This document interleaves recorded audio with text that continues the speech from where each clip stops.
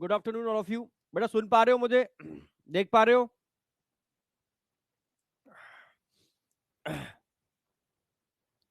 सुन पा रहे हो, देख पा रहे हो? तो एक बार थंब से या कैसे भी रिप्रेजेंट कर दो।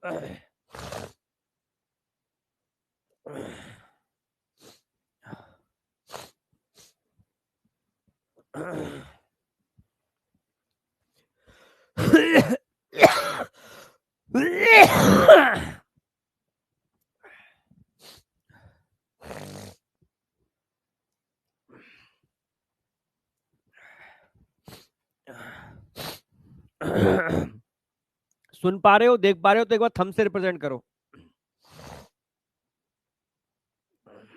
ठीक है।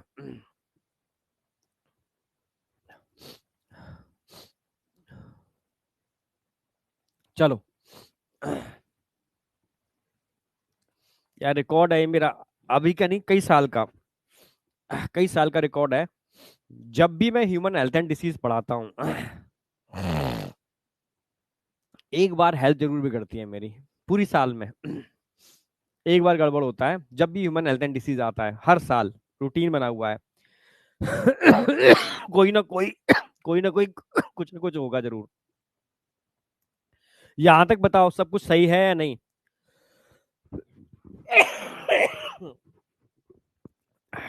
मतलब यहां तक आपने रिवाइज किया जो मैंने कल कराया था? आज हमारा बचा हुआ क्या क्या है? वैक्सीनेशन, इम्यूनाइजेशन, एलर्जी कवर करने वाले, ऑटो इम्यूनिटी कवर करने वाले, इम्यून सिस्टम इन बॉडी। आज इम्यूनिटी पूरा खत्म हो जाएगा। आज का जो पार्ट है, अगर एनएमसी ने जो अपडेट किया है उसके हिसाब से देखते हैं ना, तो काफी इंपॉर्टेंट है। ठीक है, कुछ चीजें इसने रिड्यूस की हैं 12th में से भी और 11th में भी। ठीक है, जो बचा हुआ पार्ट है उसमें जो अप्लाइड वाला पार्ट है मेडिकल के हिसाब से, उसमें ह्यूमन हेल्थ एंड डिसीज में भी इम्यूनिटी बहुत इंपॉर्टेंट रोल प्ले करता है। मैं फिर से बोल रहा हूँ, इम्यूनिटी अच्छे से करके जाना। ये 4 लेक्चर हैं इम्यूनिटी के, बहुत अच्छी तरीके से परफेक्टली करना है उसको। ठीक है, इसके बाद जो अगला लेक्चर आएगा वो कैंसर का होगा। कैंसर से एक क्वेश्चन की प्रोबेबिलिटी रहती थी, हो सकता है एक से ज्यादा क्वेश्चन आ जाए कैंसर से, तो इसलिए कैंसर को भी बहुत परफेक्टली करना है आपको। ठीक है,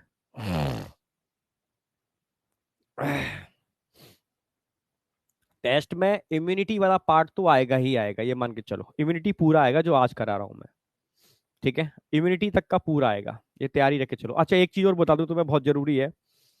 कल मैं द्रोणा के अंदर कल द्रोणा के अंदर लेक्चर ले रहा हूं, ह्यूमन रिप्रोडक्शन। परसों भी मेरा लेक्चर होगा द्रोणा में, सेम टाइम शाम को लेंगे 8 बजे के आसपास, जब आप फ्री रहते हो। ठीक है, 7:30 8 के आसपास का टाइम होगा, वो अभी फिक्स करके बता दूंगा। और उसमें सारा पीवाईक्यू करा रहा हूं मैं, टोटल सारे पीवाईक्यू इन 2 दिन के अंदर, कल और परसों। यानी कल शाम को 7:30 या 8, जो भी स्लॉट खाली मिल जाएगा मुझे 7:30 8 के बीच में, उसमें हम पूरा ह्यूमन रिप्रोडक्शन सारे पीवाईक्यू करा देंगे। और संडे को जो सीरीज चलेगी अपनी, उसमें मैं पूरे ह्यूमन रिप्रोडक्शन से रिलेटेड सारे क्वेश्चन करा दूंगा। ठीक है, जितने क्वेश्चन प्रोबेबिलिटी हो सकती है, एनसीईआरटी लाइन वाइज लाइन। जो 3 सेशन, अब ये रिवीजन सेशन मान के चलो आप अपने। ठीक है, ये कंटिन्यू रखना, हर संडे को मैं क्वेश्चन प्रैक्टिस कराऊंगा। ठीक है, क्लियर है बिल्कुल? मतलब जो टॉपिक हो जाएंगे उसके क्वेश्चन प्रैक्टिस, जो हो जाएंगे उनके क्वेश्चन प्रैक्टिस। ठीक है, अनाउंस मैंने कर दिया है, इसको भी हम अनाउंस करवा देंगे अभी। ठीक है, मैसेज डलवा देंगे। मैं फिर भी बोल दे रहा हूँ, सबको ही आना है यार। ठीक है, क्योंकि शाम को 8 बजे का टाइम है, बाहर निकलने की जरूरत नहीं है। ठीक है, एक बार लाइव आ जाना। ठीक है, पूरा रिवीजन हो जाएगा और सारी पीवाईक्यू करा दूंगा मैं कल और परसों, 2 दिन के अंदर। ठीक है, और संडे को ओनली और ओनली क्वेश्चन प्रैक्टिस, 1 घंटे का सेशन होगा। ठीक है, लगभग अच्छे खासे क्वेश्चन होंगे 1 घंटे के अंदर, जो कि पूरे ह्यूमन रिप्रोडक्शन की एक एक लाइन को कवर कर देंगे। ठीक है, तो ये ध्यान रखना है आपको। 3 मैंने अनाउंस करा दिए हैं। नेक्स्ट वीक मेरा एक चैप्टर आ रहा है, रिप्रोडक्टिव हेल्थ, और उसके अगले वीक मेरे फिर 2 लेक्चर आ रहे हैं, ह्यूमन हेल्थ एंड डिसीज। तब तक आपका ह्यूमन हेल्थ एंड डिसीज खत्म हो जाएगा, उधर मैं NCERT line wise line revision कराऊंगा। द्रोणा के अंदर टोटली मैंने एनसीईआरटी पर फोकस किया है, only NCERT line wise line, यहां सारे कंसेप्ट करा दे रहा हूं, तो रिवीजन की उससे अच्छी स्ट्रेटेजी नहीं हो सकती। ठीक है, आ जाओ। लास्ट लेक्चर मैंने, इससे पहले हमने खत्म किया था। ठीक है, ठीक है, देखो, इम्यूनिटी मैंने क्लियर करा दिया क्या थी। ठीक है, इनेट क्लियर करा दिया, एक्वाइड क्लियर करा दिया। एक्वाइड में सबसे पहले मैंने एंटीजन और एंटीबॉडी को अच्छे से एक्सप्लेन किया, मुझे नहीं लगता कहीं कोई डाउट होगा एंटीजन और एंटीबॉडी में। एंटीबॉडी का स्ट्रक्चर मैंने बताया था, ओलंपियाड में भी कई बार रिपीट हुआ है, बहुत इंपॉर्टेंट है, नीट में भी आया हुआ है। टाइप्स ऑफ एंटीबॉडी मैंने उसमें इंक्लूड करा दिए हैं। ठीक है, फिर टाइप्स ऑफ एक्वायर्ड इम्यूनिटी मैंने कल क्लियर कराया था आपको, उसमें कोई डाउट नहीं होना चाहिए। B lymphocyte mediated, T lymphocyte mediated. B lymphocyte mediated immunity को ह्यूमरल इम्यूनिटी भी कहते हैं, और टी लिम्फोसाइड मीडिएटेड इम्यूनिटी को समझना मेरी बात, टी लिम्फोसाइड मीडिएटेड इम्यूनिटी को आप सीएमआई बोल सकते हो, सेल मीडिएटेड इम्यूनिटी। समझ रहे हो ना मेरी बात। दूसरी बात ध्यान रखनी है आपको, इसके अंदर ऐसी कौन सा इम्यून सिस्टम है, इम्यूनिटी है, जो टिश्यू ग्राफ्टिंग के टाइम पर टिश्यू को रिजेक्ट या एक्सेप्ट करने के लिए रिस्पॉन्सिबल होती है, तो कभी भूलना मत इसके लिए। ठीक है, सीएमआई, सेल मीडिएटेड इम्यूनिटी या टी लिम्फोसाइड मीडिएटेड इम्यूनिटी, हमेशा किसी भी टिश्यू या किसी भी ऑर्गन को, समझ रहे हो, एक्सेप्ट या रिजेक्ट करने के लिए रिस्पॉन्सिबल होती है। यहां तक समझ में आया नहीं आया? हाँ, सीएमआई, सेल मीडिएटेड इम्यूनिटी, है ना, बिल्कुल सही।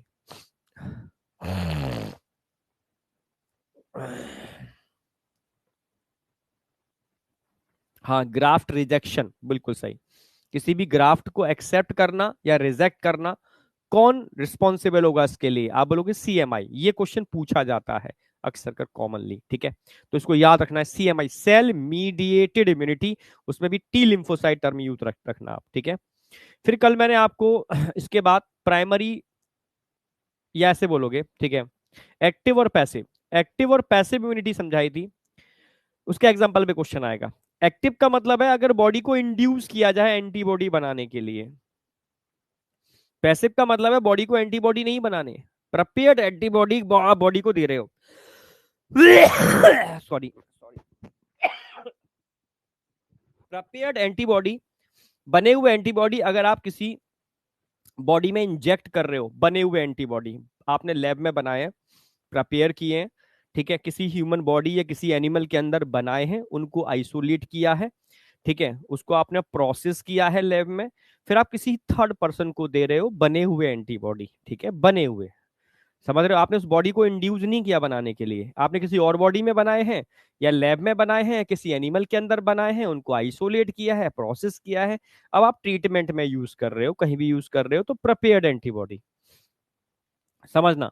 तो इसको हम पैसिव इम्यूनिटी बोलेंगे। तो अब इनको भी मैंने डिवाइड किया था, मैंने कहा था एक्टिव जो इम्यूनिटी होती है ना, अगर आपको कोई काम खुद करना पड़े तो उसकी मेमोरी आपके दिमाग में बहुत समय तक रहेगी।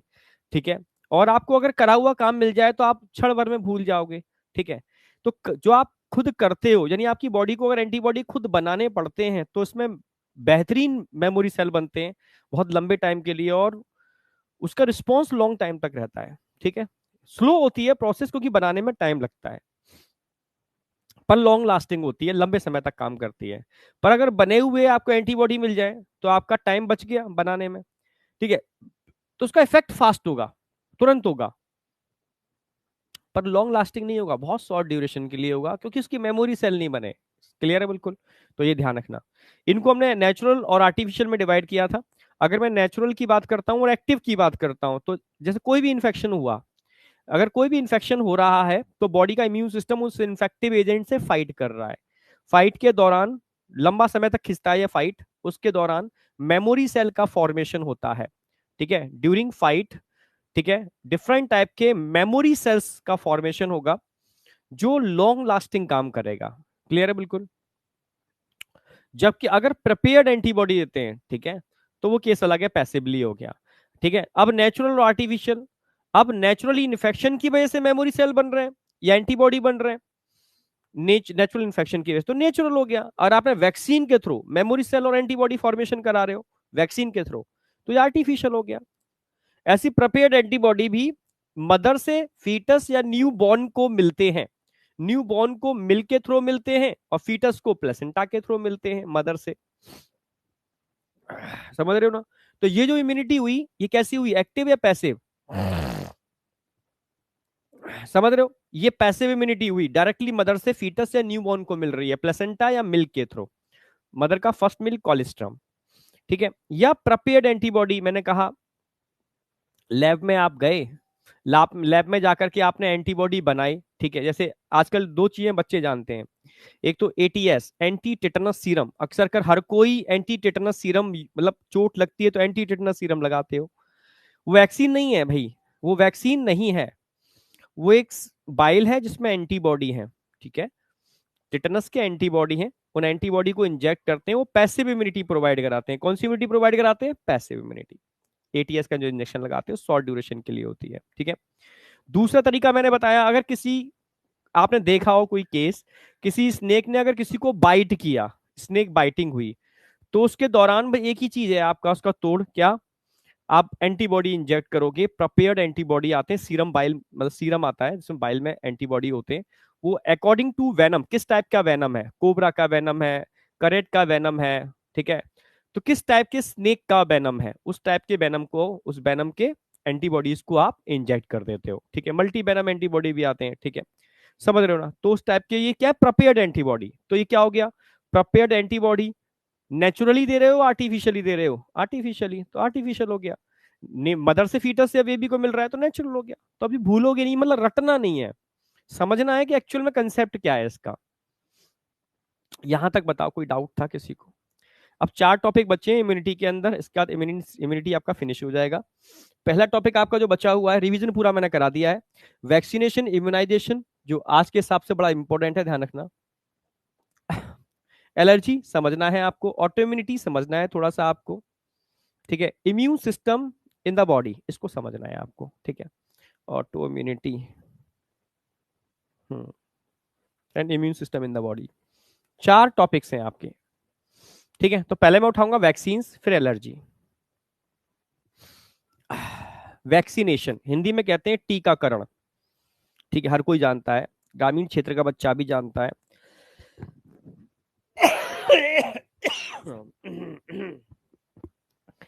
बच्चे को पता होता है कि एक्चुअल में जो आजकल पल्स पोलियो अभियान चला था, सुना होगा आपने, 2 बूंद जिंदगी के, अमिताभ बच्चन इसका बड़ा ऐड करता था, और मैंने बच्चों को बताया भी था, नीट में क्वेश्चन आया था, नीट में जब क्वेश्चन आया था ना इसके ऊपर, समझना, तब ये प्लान चालू नहीं हुआ था, ये अभियान चालू नहीं हुआ था, और नीट में क्वेश्चन आया था कि ओरल पोलियो ड्रॉप में कितनी बूंद, कितनी ड्रॉप दी जाती हैं 5 साल तक के बच्चे को। बच्चे को नहीं पता था, अप्लाइड चीजें नहीं पता थी, क्योंकि उस समय तक इसका ऐड नहीं आता था, ये प्रोग्राम बड़े पैमाने पर स्टार्ट नहीं होता, छोटे पैमाने पर स्टार्ट हुआ था, टीवी में ऐड नहीं आता था। फिर जब बड़े पैमाने पर स्टार्ट हुआ, एग्जाम के जस्ट बाद टीवी में ऐड आने लगा, तब बच्चों ने कहा काश ये ऐड सर थोड़ा पहले आ जाता तो क्वेश्चन गलत नहीं होता। समझ रहे हो। मैंने कहा अगर ये ऐड पहले आ जाता तो ये क्वेश्चन आता ही नहीं, ठीक है। गवर्नमेंट देखना चाह रही है कि लेटेस्ट जो भी चीजें चल रही हैं, क्योंकि उस समय AIPMT होता था, तो AIPMT में 4-5 क्वेश्चन अप्लाइड आते थे जो कि किताबों में नहीं होते थे। अप्लाइड का मतलब है गवर्नमेंट ने कोई प्रोग्राम लॉन्च किया, ठीक है, उसकी जनरल अवेयरेंस आपको है नहीं, तो टीचर थोड़ा सा लिए एक्स्ट्रा पढ़ाते थे, थोड़ा नहीं अच्छा खासा एक्स्ट्रा पढ़ाते थे उन चक्कर में, याद आया, ठीक है। तो अब वो चीजें थोड़ा फोकस्ड हो गई हैं, ठीक है। तो 2 बूंद जिंदगी के, अमिताभ बच्चन का ऐड आता था, तो वो क्या थी, वो एक वैक्सीन थी जिसमें लाइव एट्यूनेटेड वायरस था पोलियो का, क्लियर है। तो आज वही सब मैं डिस्कस करने वाला हूं। अच्छा, वैक्सीन क्यों लगवाते हो आप, अब प्रोटेक्शन की लगवाते हो, ट्रीटमेंट के लिए लगवाते हो, जरा बताओ कमेंट में। हाँ, 2 बूंद जिंदगी के, आप वैक्सीन क्यों, प्रोटेक्शन के लिए, बिल्कुल सही, ट्रीटमेंट के लिए नहीं लगवाते, ठीक है। प्रोटेक्शन का मतलब आप बीमारी से पहले, बीमारी ना हो इसलिए वैक्सीन लगवाते हो, इसको प्रोफाइलेक्सिस बोलते हैं। एक होता है प्रोफाइलेक्सिस, एक होता है ट्रीटमेंट। तो आप प्रोफाइलेक्सिस यानी बचाव चाहते हो, ट्रीटमेंट नहीं चाहते। ट्रीटमेंट के टाइम पर तो आप एंटीबॉडी लगवाओगे, ठीक है भाई, कोई इन्फेक्शन हो जाएगा तो एंटीबॉडी आप यूज करोगे। हाँ, इन्फेक्शन फ्यूचर में ना हो इसलिए आप वैक्सीन लगवाओगे, दो अलग अलग चीजें हैं। ठीक है, ट्रीटमेंट अलग होता है, इन्फेक्शन के बाद ट्रीटमेंट होता है प्रोफाइलेक्सिस यानी बचाव। ठीक है, इन्फेक्शन ही ना हो तो इसलिए आप वैक्सीन लगवाते हो। अच्छा, वैक्सीन कैसे बचाव करती है? क्योंकि इसके पास स्मृति है। स्मृति का मतलब, अरे उस स्मृति की बात नहीं कर रहा मैं, ठीक है, मैं इस वाली स्मृति की बात कर रहा हूं। स्मृति मतलब मेमोरी, ठीक है, क्योंकि उसके पास मेमोरी है। समझ रहे हो ना मेरी बात? वो स्मृति नहीं, ठीक है, उसके पास मेमोरी वाली स्मृति की बात कर रहा हूं, ठीक है, हाँ, मेमोरी, बिल्कुल सही, ठीक है, उसके पास मेमोरी है। समझ गए ना? इस वजह से ये प्रोफाइलेक्सिस में यूज होता है। ठीक है, सारा खेल मेमोरी का है। वैक्सीनेशन का मेन पर्पस मेमोरी, क्योंकि वैक्सीनेशन एक्वायर्ड इम्यूनिटी का पार्ट है और एक्वायर्ड इम्यूनिटी मेमोरी बेस्ड है। तो बस एक लाइन मत भूल जाना कभी भी, ये क्वेश्चन यहीं से उठेगा, मेमोरी पर। ठीक है, क्वेश्चन कहां से उठेगा? मेमोरी पर। इस बार जो आपका क्वेश्चन सेशन ले रहा हूं ना मैं ये मान के चल रहा हूँ क्वेश्चन सेशन और जो पीवाईक्यू कराऊंगा वो उस पैटर्न से कराऊंगा। मतलब आपकी जो जो कमियां हैं, जहां आप गलतियां करते हो क्वेश्चन अटेम्प्ट करने में, अप्रोच क्या होनी चाहिए, उन सब का ध्यान रखूंगा। तो मैं इतना प्रैक्टिस कराना चाह रहा हूँ एग्जाम तक, इतनी प्रैक्टिस हो जाए कि तुम्हारी सारी कमियां, मतलब अपनी अप्रोच को जहां भी लग सकता है आप इंप्रूव करो। ठीक है, तो कल सब लोग आ रहे हैं शाम को, यार आ जाना यार, ठीक है, ठीक है, समझ गए ना? ठीक है, ऐसे नहीं कह रहा, आओगे तो मनोबल बढ़ेगा, बस और कुछ नहीं है। ठीक है, मैं बहुत स्पीड से अच्छी तरीके से रिवाइज करा दूंगा। ठीक है, एनसीईआरटी की एक लाइन के तरीके से समझा दूंगा, किस किस तरीके से, मतलब मैं एनसीईआरटी ही उठाऊंगा, आपको बेनिफिट ही होगा, बस मैं ये सोच रहा हूँ। इसलिए अपने बच्चों के बेनिफिट के ही लिए कहीं ना कहीं अराउंड सोच करके ये एक तरीके से रिवीजन पैटर्न में कन्वर्ट कर दूंगा उसको। ठीक है, समझ गए ना? तो आ जाना, ठीक है। मेमोरी ऑफ इम्यून सिस्टम, इस पर ध्यान रखना, सबसे इंपॉर्टेंट चीज है, मेन प्रिंसिपल इसका मेमोरी पर बेस्ड है। In vaccination the preparation of, अब वैक्सीनेशन में क्या करते हैं हम? एंटीजेनिक प्रोटीन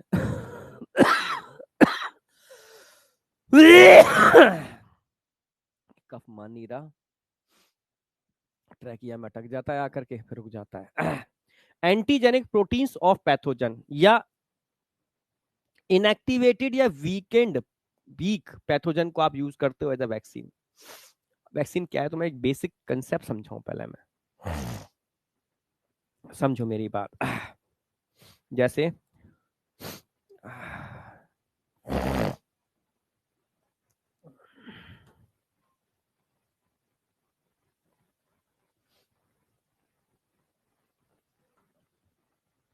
भाई ये मनुष्य है, मुझे वैक्सीनेशन करना है इसको, ठीक है, इसके वैक्सीनेशन के लिए मुझे क्या करना होगा?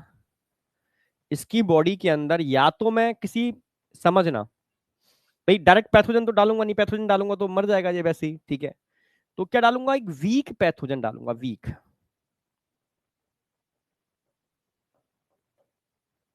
वीक पैथोजन, या ऐसा कर सकता हूं किल्ड पैथोजन, किल्ड पैथोजन, या ऐसे नहीं, यहां नहीं, यहां आ ही नहीं पाएगा सर, मेरी बात समझने की कोशिश करना, मैं इसी में सब खत्म कर दूंगा, क्लासीफाई भी कर दूंगा उसको। एक पेज चाहिए,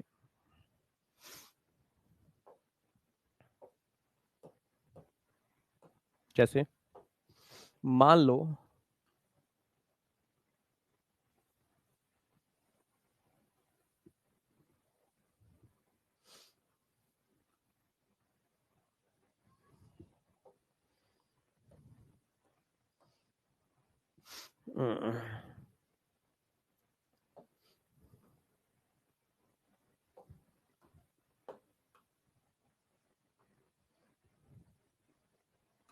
समझने की कोशिश करना बस। जैसे कोई वायरस है, ये मान लो कोई वायरस, बैक्टीरिया, एटसेट्रा,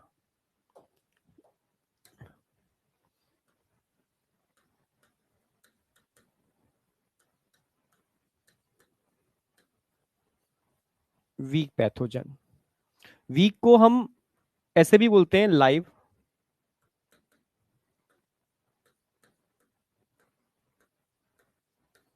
एट्यूनेटेड, एक ही बात होती है, वीक कमजोर या लाइव एट्यूनेटेड। एट्यूनेटेड का मतलब ही होता है कमजोर, ठीक है, समझ रहे हो? पैथोजन है, या एक तरीका और यूज कर सकते हो इसके लिए, ठीक है, एक तरीका और यूज कर सकते हो, इसको किल्ड भी यूज कर सकते हो।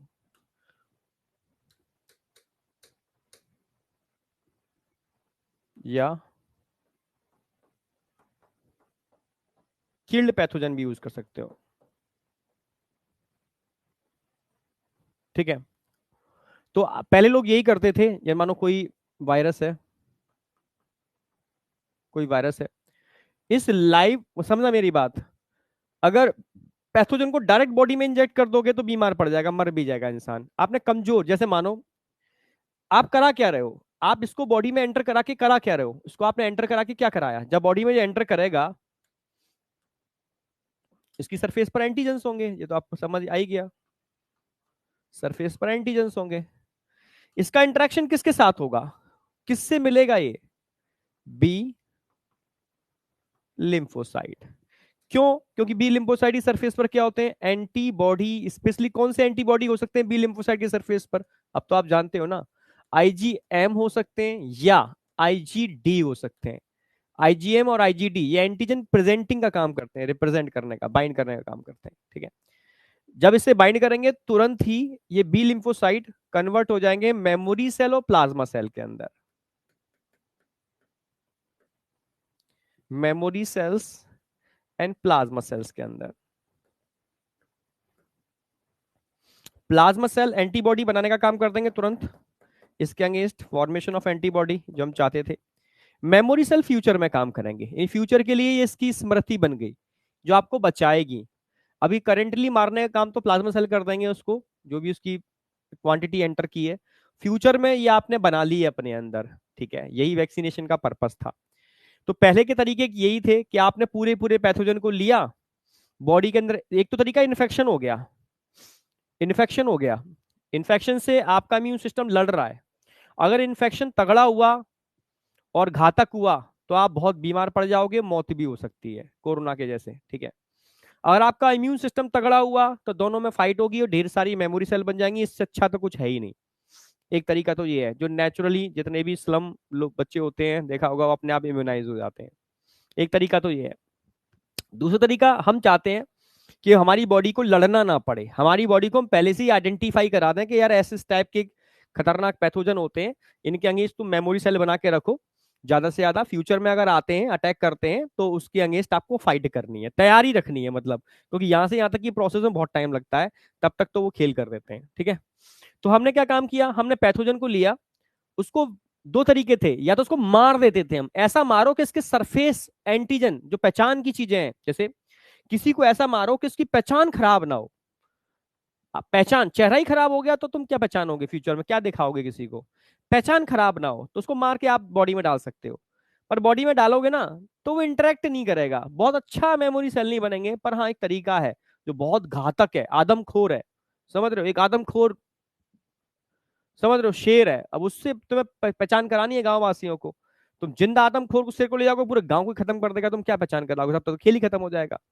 तो एक तरीका है, उसको मार दो, उसके बॉडी की शेप नहीं खराब होनी चाहिए, ऐसा मारो। ठीक है, समझ रहे हो, और उसको फिर उसकी बॉडी को ले जाकर के भूसा भर के दिखाओ गांव वालों के, भाई देखो ये है, तैयारी रख लो, उसको मारने के ये हथियार है, बना के रख लो। एक तरीका ये है। पर गांव वाले इतना अच्छे से आइडेंटिफाई नहीं कर पाएंगे, यार ये एक्चुअली जिंदा होता तो कैसा होता, कैसे लड़ता, कैसे चलता, कैसे जंप मारता, कैसे मारना है इसको, समझ रहे हो, तो ज्यादा अच्छी मेमोरी बनती। ठीक है, इंटरेक्शन होने के बाद आपने दूसरा तरीका क्या अपनाया, उस शेर के बच्चे को बचपन में ही शेर से अलग कर दिया, और उस बच्चे को भेड़ियों के, सॉरी, भेड़, भेड़ बकरी, बकरी, भेड़िया नहीं, भेड़ बकरी की बात कर रहा हूं मैं। ठीक है, गोट शीप की बात कर रहा हूं, उन्हीं के बच्चों के संग पाला, समझ रहे हो ना, पर खिला समझ रहे हो, वो नहीं जानता कि वो उतना आदम, मतलब उसको एक आदमखोर का बच्चा है, उसको वही बच्चों के संग रह रहा है, भेड़ बकरियों के बच्चों के साथ रह रहा है। ठीक है, उसको हाथ से खिलाया जा रहा है, धीरे धीरे बड़ा हो रहा है। ठीक है, समझ रहे हो, चीजें चेंज हो रही हैं, उसको नहीं पता। अब फिर जो बड़ा हो गया, देखने में तो खतरनाक लग रहा है, आदमखोर जैसा लग रहा है, खतरनाक खतरनाक, बहुत डेंजरस, ये चीर फाड़ कर देगा, खत्म कर देगा गांव को। पर जब उसको आप गांव में लेके जाओगे तो तुम गले भी हाथ में डालोगे, कुछ भी करोगे, वो आपको मतलब नुकसान नहीं पहुंचाएगा। आप समझ रहे हो, आपने उसका एटमोस्फियर, वातावरण चेंज किया। ठीक है, जिस वजह से, पर ऐसा नहीं है वातावरण चेंज करने से उसकी आदमखोरी खत्म हो गई, उसके खून के अंदर है। अगर गलती से उसके दांत में आपका खून लग गया खून का टेस्ट कर लिया उसने, तो वापस वो आदमखोर हो सकता है। तो ये ड्रॉबैक है, खतरा है एक, ठीक है। तभी तो हम जो जितनी भी डेंजरस वैक्सीन होती हैं जिनको लाइव एट्यूनेटेड बनाते हैं, मैं रियल रियल चीजें बता रहा हूं आपको, ठीक है, उनको हम क्या करते हैं, कई मल्टीपल जनरेशन तक एक ऐसे मीडियम में ग्रो कराते हैं जिसमें उसकी पैथोजेनेसिटी यानी आदमखोरी खत्म हो जाए, ठीक है। पर हमें यह भी केयर करनी पड़ती है, अगर अगर इसको नॉर्मल एटमॉस्फेयर का एक्सपोज मिल गया तो वापस आदमखोर बन सकता है। तो जब भी ऐसी वैक्सीन को हम ट्रांसपोर्ट करते हैं तो ह्यूमन को देने से पहले, कहीं ऐसा ना ड्यूरिंग ट्रांसपोर्ट वो आदमखोर की प्रॉपर्टी उसमें वापस आ गई हो, इसको क्लिनिकल ट्रायल के लिए माइस और ग्विनी पिग और मंकी के ऊपर ट्रायल करते हैं इनकी, ठीक है, कि सब कुछ ओके है, नहीं सब कुछ ओके है, कोई साइड इफेक्ट नहीं आ रहा, तो उठा करके ह्यूमन में आप लगा दो, ठीक है। समझ रहे हो, ये बहुत जरूरी है, क्लिनिकल ट्रायल्स बहुत जरूरी होते हैं, ठीक है। समझ रहे हो ना मेरी बात। तो एक तरीका है वीक पैथोजन को आप डाल दो, जिसको लाइव एट्यूनेटेड, एट्यूनेटेड का मतलब है कमजोर या मार करके आप करा दो। ये तरीका है मेमोरी बनाने का, पहला तरीका। साइंटिस्ट इसी तरीके को लेके चलते थे। फिर धीरे धीरे रिकॉम्बिनेंट डीएनए टेक्नोलॉजी आई, ठीक है। साइंटिस्टों ने कहा कि आप एक्चुअल में मेमोरी बनती कैसे है, क्या पूरा वायरस या बैक्टीरिया इसके लिए रिस्पॉन्सिबल है? तो साइंटिस्टों ने कहा ना, सिर्फ सरफेस पर मिलने वाले एंटीजन ही तो इन एंटीबॉडी से इंटरेक्ट कर रहे हैं, जिनके अगेंस्ट मेमोरी और प्लाज्मा सेल बन रहे हैं। तो क्या जरूरत है, ये पहला तरीका था, फर्स्ट तरीका तो ये था, वीक पैथोजन लाइव एट्यूनेटेड या किल्ड पैथोजन को डाल दो। फिर थोड़ा सा मोड चेंज हुआ, हम और एडवांस हुए, हम टेक्नोलॉजी में आगे बढ़ चुके थे। हमने कहा क्यों ना थोड़ा सा इसको मॉडिफाई किया जाए, इस पूरे पैथोजन को मत लो, इस पैथोजन के सिर्फ पार्ट को लो इम्यूनाइजेशन के लिए। इसको सब यूनिट वैक्सीन बोलते हैं, क्या बोलते हैं? सब यूनिट वैक्सीन बोलते हैं।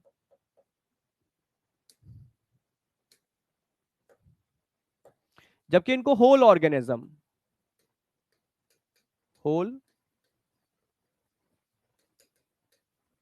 वैक्सीन बोलते हैं,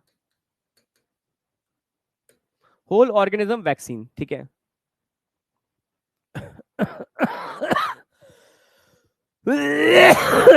ठीक है, होल ऑर्गेनिज्म वैक्सीन बोलते हैं इनको। पूरा पूरा ऑर्गेनिज्म डाल रहे हो उसमें, इसमें उसकी एक यूनिट डाल रहे हो। अब यूनिट की बात की तो यूनिट में सरफेस एंटीजन भी हो सकते हैं।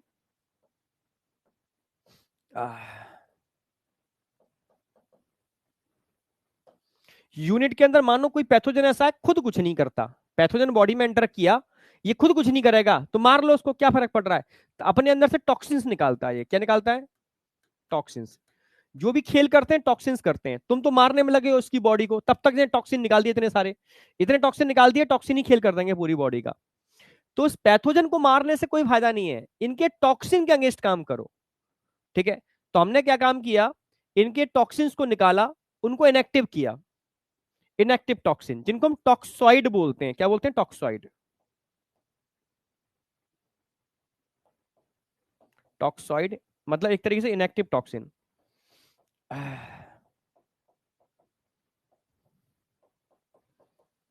इनएक्टिव टॉक्सिन को हम टॉक्सॉइड बोलते हैं, मेरी बात समझ रहे हो? इनएक्टिव टॉक्सिन को हम टॉक्सॉइड बोलते हैं। तो ये एक यूनिट है, इसकी यूनिट है, ऑर्गेनिज्म को यूज नहीं कर रहे, उसके टॉक्सिन को इनएक्टिव करके हमने टॉक्सॉइड बना लिया। ये सरफेस एंटीजन को हमने आइसोलेट कर लिया या रिकॉम्बिनेंट डीएनए टेक्नोलॉजी से इनको बना लिया, क्योंकि इसको बनाने के लिए कोई ना कोई डीएनए रिस्पॉन्सिबल होता होगा। भाई सरफेस एंटीजन कैसे बनते हैं? इसके अंदर कोई डीएनए होगा ना, इसके लिए हमने उस डीएनए को निकाला, किसी ऑर्गेनिज्म में डाल करके हमने उन प्रोटीन को बना लिया, सरफेस एंटीजन या टॉक्सॉइड। इनको हम बॉडी में इंड्यूस कर रहे हैं, इनको जब इनको इंड्यूस करोगे तो इनका इंटरेक्शन सीधा इनसे होगा, और अगेन यही तरीका है प्लाज्मा सेल और मेमोरी सेल बनने का। पर हमने वैक्सीनेशन का तरीका चेंज कर दिया, होल ऑर्गेनिज्म की बजाय हमने सब यूनिट यूज की, सरफेस एंटीजन या टॉक्सॉइड यूज किए वैक्सीनेशन के लिए। साइंटिस्टों ने दिमाग और लगाया, उन्हें क्या जरूरत है भाई, तुम सरफेस एंटीजन बना कैसे रहे हो, डीएनए को आइसोलेट करके ही तो बना रहे हो, डायरेक्ट डीएनए को क्यों ना इंजेक्ट कर दो। तो तीसरा मोड चेंज हुआ, डीएनए वैक्सीन आई, डीएनए वैक्सीन आई, ठीक है। डीएनए वैक्सीन आई, इनमें हमने डायरेक्टली डीएनए को डाल दिया, ये डीएनए हमारे डीएनए के संग जुड़ जाएगा जाकर के हमारी बॉडी में, ये डीएनए हमारे डीएनए के संग जाकर के जुड़ेगा, हमारे डीएनए की प्रोटीन बनेगी तो इसकी भी प्रोटीन बनेगी, समझ रहे हो? इससे प्रोटीन बन जाएगी और ये प्रोटीन, ठीक है, एंटीजन को बना देगी। मतलब प्रोटीन का मतलब एंटीजन बन जाएगा, ठीक है। Protein act as antigen, act as antigen. मतलब इस एंटीजन को आप पहले बाहर से, इस एंटीजन को डालने के लिए आप पूरा पैथोजन डाल रहे थे, फिर इस एंटीजन को एंटर करने के लिए आपने रिकॉम्बिनेंट डीएनए टेक्नोलॉजी यूज की, उसके थ्रू आपने एंटीजन को डाला, फिर डायरेक्टली आपने एंटीजन को डालने का काम ही खत्म कर दिया, आपने डीएनए डाल दिया। अब जो बाहर से आप एंटीजन डाल रहे थे वो एंटीजन आपके अंदर बन रहे हैं, यानी ये लंबे समय तक आपकी बॉडी इम्यूनाइज हो गई, लंबे समय तक। आप समझ रहे हो? हाँ। हाँ, थ्री टाइप की वैक्सीन अभी मार्केट में अवेलेबल है। इनको फर्स्ट जनरेशन बोलते हैं, इनको सेकंड जनरेशन बोलते हैं, इनको थर्ड जनरेशन वैक्सीन बोलते हैं। ये तीन तरीके समझ में आए या नहीं आए ये बताओ, फिर मैं क्लासिफाई करूंगा उसको। ये तीन तरीके आपके पहले समझ में आने चाहिए, ये है क्या। फर्स्ट जनरेशन को हम होल ऑर्गेनिज्म बोल रहे हैं, सेकेंड जनरेशन को हम उसकी सब यूनिट बोल रहे हैं, मतलब एक भाग, और थर्ड जनरेशन में झंझट ही खत्म कर दिया हमने, सीधा डीएनए वैक्सीन यूज किया, हमने सीधा डीएनए वैक्सीन यूज कर रहे हैं। अब बताओ यहां तक समझ में आया नहीं आया? First generation, second generation, third generation, okay. अच्छा आपको याद भी है डीपीटी? अच्छा चैट प्राइवेट नहीं की मैंने, ओके। चलो, मतलब बेसिक कंसेप्ट समझ में आ गया, कंसेप्ट था। अब मैं आ रहा हूँ वैक्सीन के ऊपर। हाँ, कंसेप्ट लिख लिया आपने? कंसेप्ट में तो कोई डाउट नहीं आना चाहिए। आ गया समझ में, बहुत सही। कोरोना वैक्सीन जो बनी है ना, वो सब यूनिट वैक्सीन है, सब यूनिट है बेटा। होल ऑर्गेनिज्म नहीं यूज किया भाई, मार देगा वो। पर सब यूनिट बनाने का तरीका अलग अलग था, इंडिया का अलग तरीका था, चाइना का अलग तरीका था, ठीक है, रशिया ने अपना अलग तरीके से बनाई थी, यूएस ने अपनी अलग तरीके से बनाई थी, सबके तरीके अलग अलग थे, ठीक है। चलो स्टार्ट करते हैं। अच्छा एक फुल पेज ओरिजेंटल लिख लेना, ओरिजेंटल, ठीक है। वैक्सीनेशन का मैकेनिज्म बता रहा हूं मैं।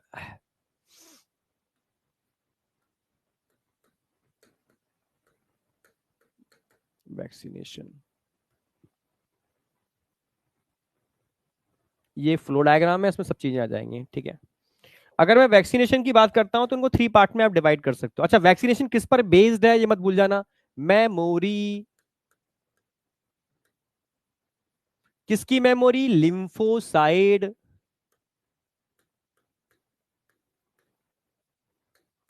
बी और टी लिम्फोसाइड इन्वॉल्व होते हैं इसके अंदर, वैक्सीनेशन के अंदर, ठीक है, और कोई नहीं, ठीक है। इसको डिवाइड कर रहा हूं, कितनी जनरेशन में डिवाइड कर सकते हो? Three generation, first generation, second generation and third generation. First generation, second generation and third generation.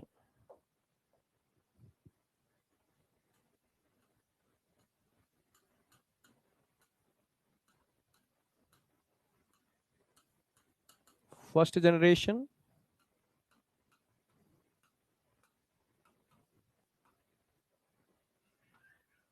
Second generation and third generation. First generation का मतलब है जब वैक्सीन का आविष्कार हुआ था, वो पहली पहली सीढ़ी थी, ठीक है। फर्स्ट जनरेशन में हम पूरे के पूरे, हाँ ठीक है, फर्स्ट जनरेशन में हम होल ऑर्गेनिज्म को यूज करते थे, पूरे के पूरे ऑर्गेनिज्म को ही वैक्सीनेशन में यूज कर देते थे, आप समझ रहे हो? हाँ, तो फर्स्ट जनरेशन को हम बोलते हैं whole organism vaccine, first generation को हम क्या बोलेंगे? Whole organism vaccine.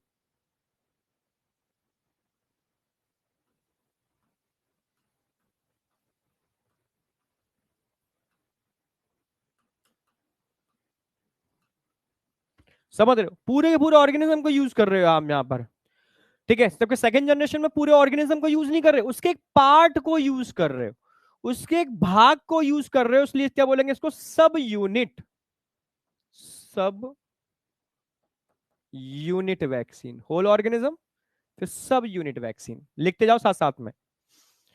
और इस सब यूनिट को बनाने के लिए कोई ना कोई डीएनए रिस्पॉन्सिबल था, तो हमने कहा सब यूनिट भी क्यों यूज कर रहे हो, डायरेक्ट डीएनए को ना यूज करो। फिर थर्ड जनरेशन में आ गए डीएनए वैक्सीन।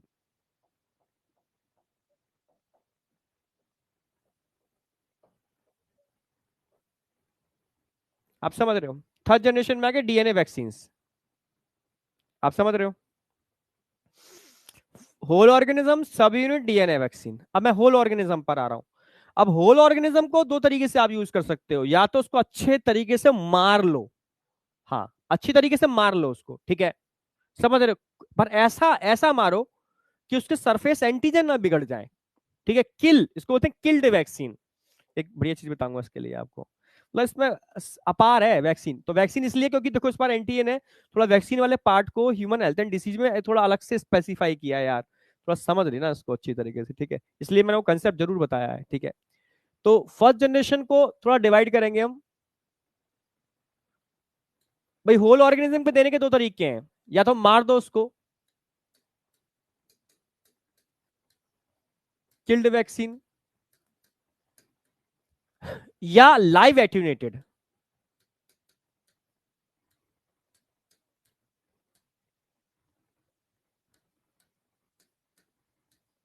लाइव एट्यूनेटेड को हम वीक भी बोलते हैं, वीक ऑर्गेनिज्म, मतलब कमजोर, जो पैथोजेनेसिटी नहीं रखते हैं, एक ही बात है, ठीक है। ये दो तरीके हैं भाई इसके, समझ रहे हो, या तो मार दो उसको अच्छे तरीके से, या कमजोर कर दो, इतना कमजोर कर दो कि वो वार ना कर पाए, ठीक है, और हमारे काम कर दे। ठीक है, ये दो तरीके के हो सकते हैं, मैंने आपको अच्छी तरह समझा दिया है। अब इनके एग्जाम्पल, कॉमन एग्जाम्पल याद रखने, अलग अलग मत चक्कर में पढ़ना, भूल जाओगे मुझे पता है। कॉमन एग्जाम्पल की बात करते हैं, क्योंकि कॉमन एग्जाम्पल भी नहीं पूछेगा, वो यही पूछता है, कंसेप्ट पर क्वेश्चन आएगा। जैसे बताऊं आपको, दो देखो वैक्सीन, देख आपने सुना होगा ना, दो बूंद जिंदगी के, ये बच्चों को पिलाई जाती थी, छोटे बच्चों को, 5 साल तक के बच्चों को।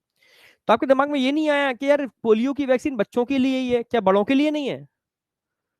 हाँ, ओपीवी, क्या बड़े लोग नहीं पीते? मुझे याद है उस समय हम लोग भी, क्योंकि एनसीसी के कैडेट्स थे, ठीक है, तो एनसीसी के अंदर एनसीसी के कैडेट्स की ड्यूटी लगती थी कि भाई आपको भी वैक्सीन, जो अभियान चलता था, ठीक है, पल्स पोलियो अभियान, उसमें आपको भी बढ़ चढ़ के हिस्सा लेना है। तो भाई एनसीसी कैडेट्स है, ठीक है, तो इस लेंगे भाई, समझ रहे हो ना मेरी बात, तो कि लगते थे यार हम, मतलब एनसीसी के जो कैडेट्स होते हैं, सारे काम वो सोल्जर्स वाले, पूरा डिसिप्लिन वही चीज, ठीक है, वही फायरिंग, वही सब चीज, सब कुछ करवाए, पूरी ट्रेनिंग मिलती थी, ठीक है। तो भाई तो समाज सेवा भी करनी है, क्योंकि सोल्जर्स ये भी काम करते हैं, तो भाई बढ़ चढ़ के भाग लेते थे। तो मुझे याद है एक पिताजी आए, तो उन्होंने कहा कि बच्ची को पिलवानी है, पहले 2 बूंद मुझे भी पिलाओ, ठीक है, अगर मेरी बच्ची को कोई दिक्कत नहीं होगी तो भाई पहले मुझे पिला के दिखाओ, ठीक है। तो हमने कहा भाई आपको पिलाएंगे तो आपको दिक्कत हो जाएगी, ठीक है, उन्हें, फिर तो गड़बड़ है, अगर मुझे दिक्कत होगी तो मेरी बच्ची को भी दिक्कत हो सकती है, समझ रहे हो ना मेरी बात। अब उनको ऐसे तो है नहीं, मैं उनको बायोलॉजी पढ़ाता पूरी, कि ऐसे नहीं, ऐसे ऐसे नहीं, ऐसे, तो उन्होंने ना तो बच्ची को पिलवाई, क्योंकि हमने उनको नहीं पिलाई। नहीं भाई, अगर मात्र 2 ड्रॉप है, अगर मेरी बच्ची पी रही है तो मुझे भी पिलाओ, ठीक है, अगर मुझे सही रहेगी तो मैं उसको पिलाने दूंगा। आप समझ रहे हो, प्यार करते थे बहुत ज्यादा, ठीक है। पर हर चीज हर किसी के लिए नहीं होती, समझ गए ना मेरी बात। उनके बच्ची का जो इम्यून सिस्टम है, वैसा इम्यून सिस्टम उनका नहीं था, ठीक है। सीधी सी बात है, जैसे जैसे एज बढ़ती है तो इम्यून सिस्टम समझना मेरी बात, भाई इम्यून सिस्टम के अंदर मेमोरी सेल तो बढ़ जाते हैं, पर इम्यून सिस्टम की फाइट करने की एबिलिटी घटती चली जाती है, समझ रहे हो, बुढ़ापा आ रहा है, समझ रहे हो, क्योंकि थाइमस का साइज रिड्यूस होता जा रहा है, क्लियर है बिल्कुल। तो अब उनके समझ में नहीं आई, समझ रहे हो, इसलिए जो 5 साल तक के बच्चे थे उनका इम्यून सिस्टम एकदम यंग था, ठीक है, उनके पास फाइट करने की एबिलिटी थी, तो उनको दिक्कत नहीं है, क्योंकि हम जो ओरल पोलियो वैक्सीन पिलाते थे, ठीक है, इस अभियान के दौरान, वो लाइव एट्यूनेटेड थे, जिंदा वायरस था, जिंदा वायरस था पर एट्यूनेटेड था। अगर मानो किसी की बॉडी में गया, ठीक है, उसकी बॉडी का वीक सिस्टम हुआ, और उस वीक सिस्टम का नहीं खून लग जाना, तो वो कचरा कर देगा ना उस बॉडी का, पोलियो कर देगा, ठीक है। ऐसे केस हुए हैं, बहुत सारे हुए थे एक जमाने में, पर गवर्नमेंट ऐसे केस को दबा लेती थी, ठीक है। गवर्नमेंट कहती थी अगर हम 80 लोगों को बचा रहे हैं और 2 लोगों की जान जा रही है तो कोई फर्क नहीं पड़ता इसके अंदर, ठीक है, इतना एरर तो होता ही है, ठीक है। वो तो है यार, ठीक है, क्या करें, यही है, तुम बन जाओगे डॉक्टर, तुम खुद देखोगे, ठीक है, और तुम दूसरों को एक्सप्लेन करोगे ये चीज, भाई 10 में से मैंने 8 की जान बचा ली, 2 चले गए, जब 2 उसकी गलती से गए हो, ठीक है, तो उसकी गलती नहीं कही जाएगी इसके अंदर, ये हो रहा है, ठीक है, रियलिटी तो यही है, ठीक है। तो तभी तो कहते हैं ये बहुत, मतलब ये 2-3 सेक्टर बड़े इंपॉर्टेंट सेक्टर हैं, जिनकी मतलब इंपॉर्टेंस समझने पड़ेगी, एक शिक्षा और एक मेडिकल वाला फील्ड। इसमें लापरवाही अगर बढ़ती ना तो समझ रहे हो, कैरियर तो छोड़ो, आगे फ्यूचर तो समझो लाइफ ही चली जा सकती है। मेडिकल वाले फील्ड में तो वहां जरा सी भी गलती हुई तो उसकी जान चली जाएगी। और यहाँ टीचर ने जरा भी लापरवाही दिखाई और स्टूडेंट के संग, समझ रहे ना मेरी बात, तो उसका फ्यूचर, उसका कैरियर दाव पे लगाए भाई। ठीक है, पढ़ाना कोई खेल नहीं है। जो लोग सोच रहे हैं ना कि आज की डेट में, क्या मैं देख रहा हूँ कि कुछ भी नहीं कर पा रहे, लाओ पढ़ाना चालू कर देते हैं। ठीक है, मतलब कुछ भी नहीं हो रहा, कहीं नौकरी नहीं लगी, लाओ पढ़ाना चालू, ये थोड़ी ना होता है यार।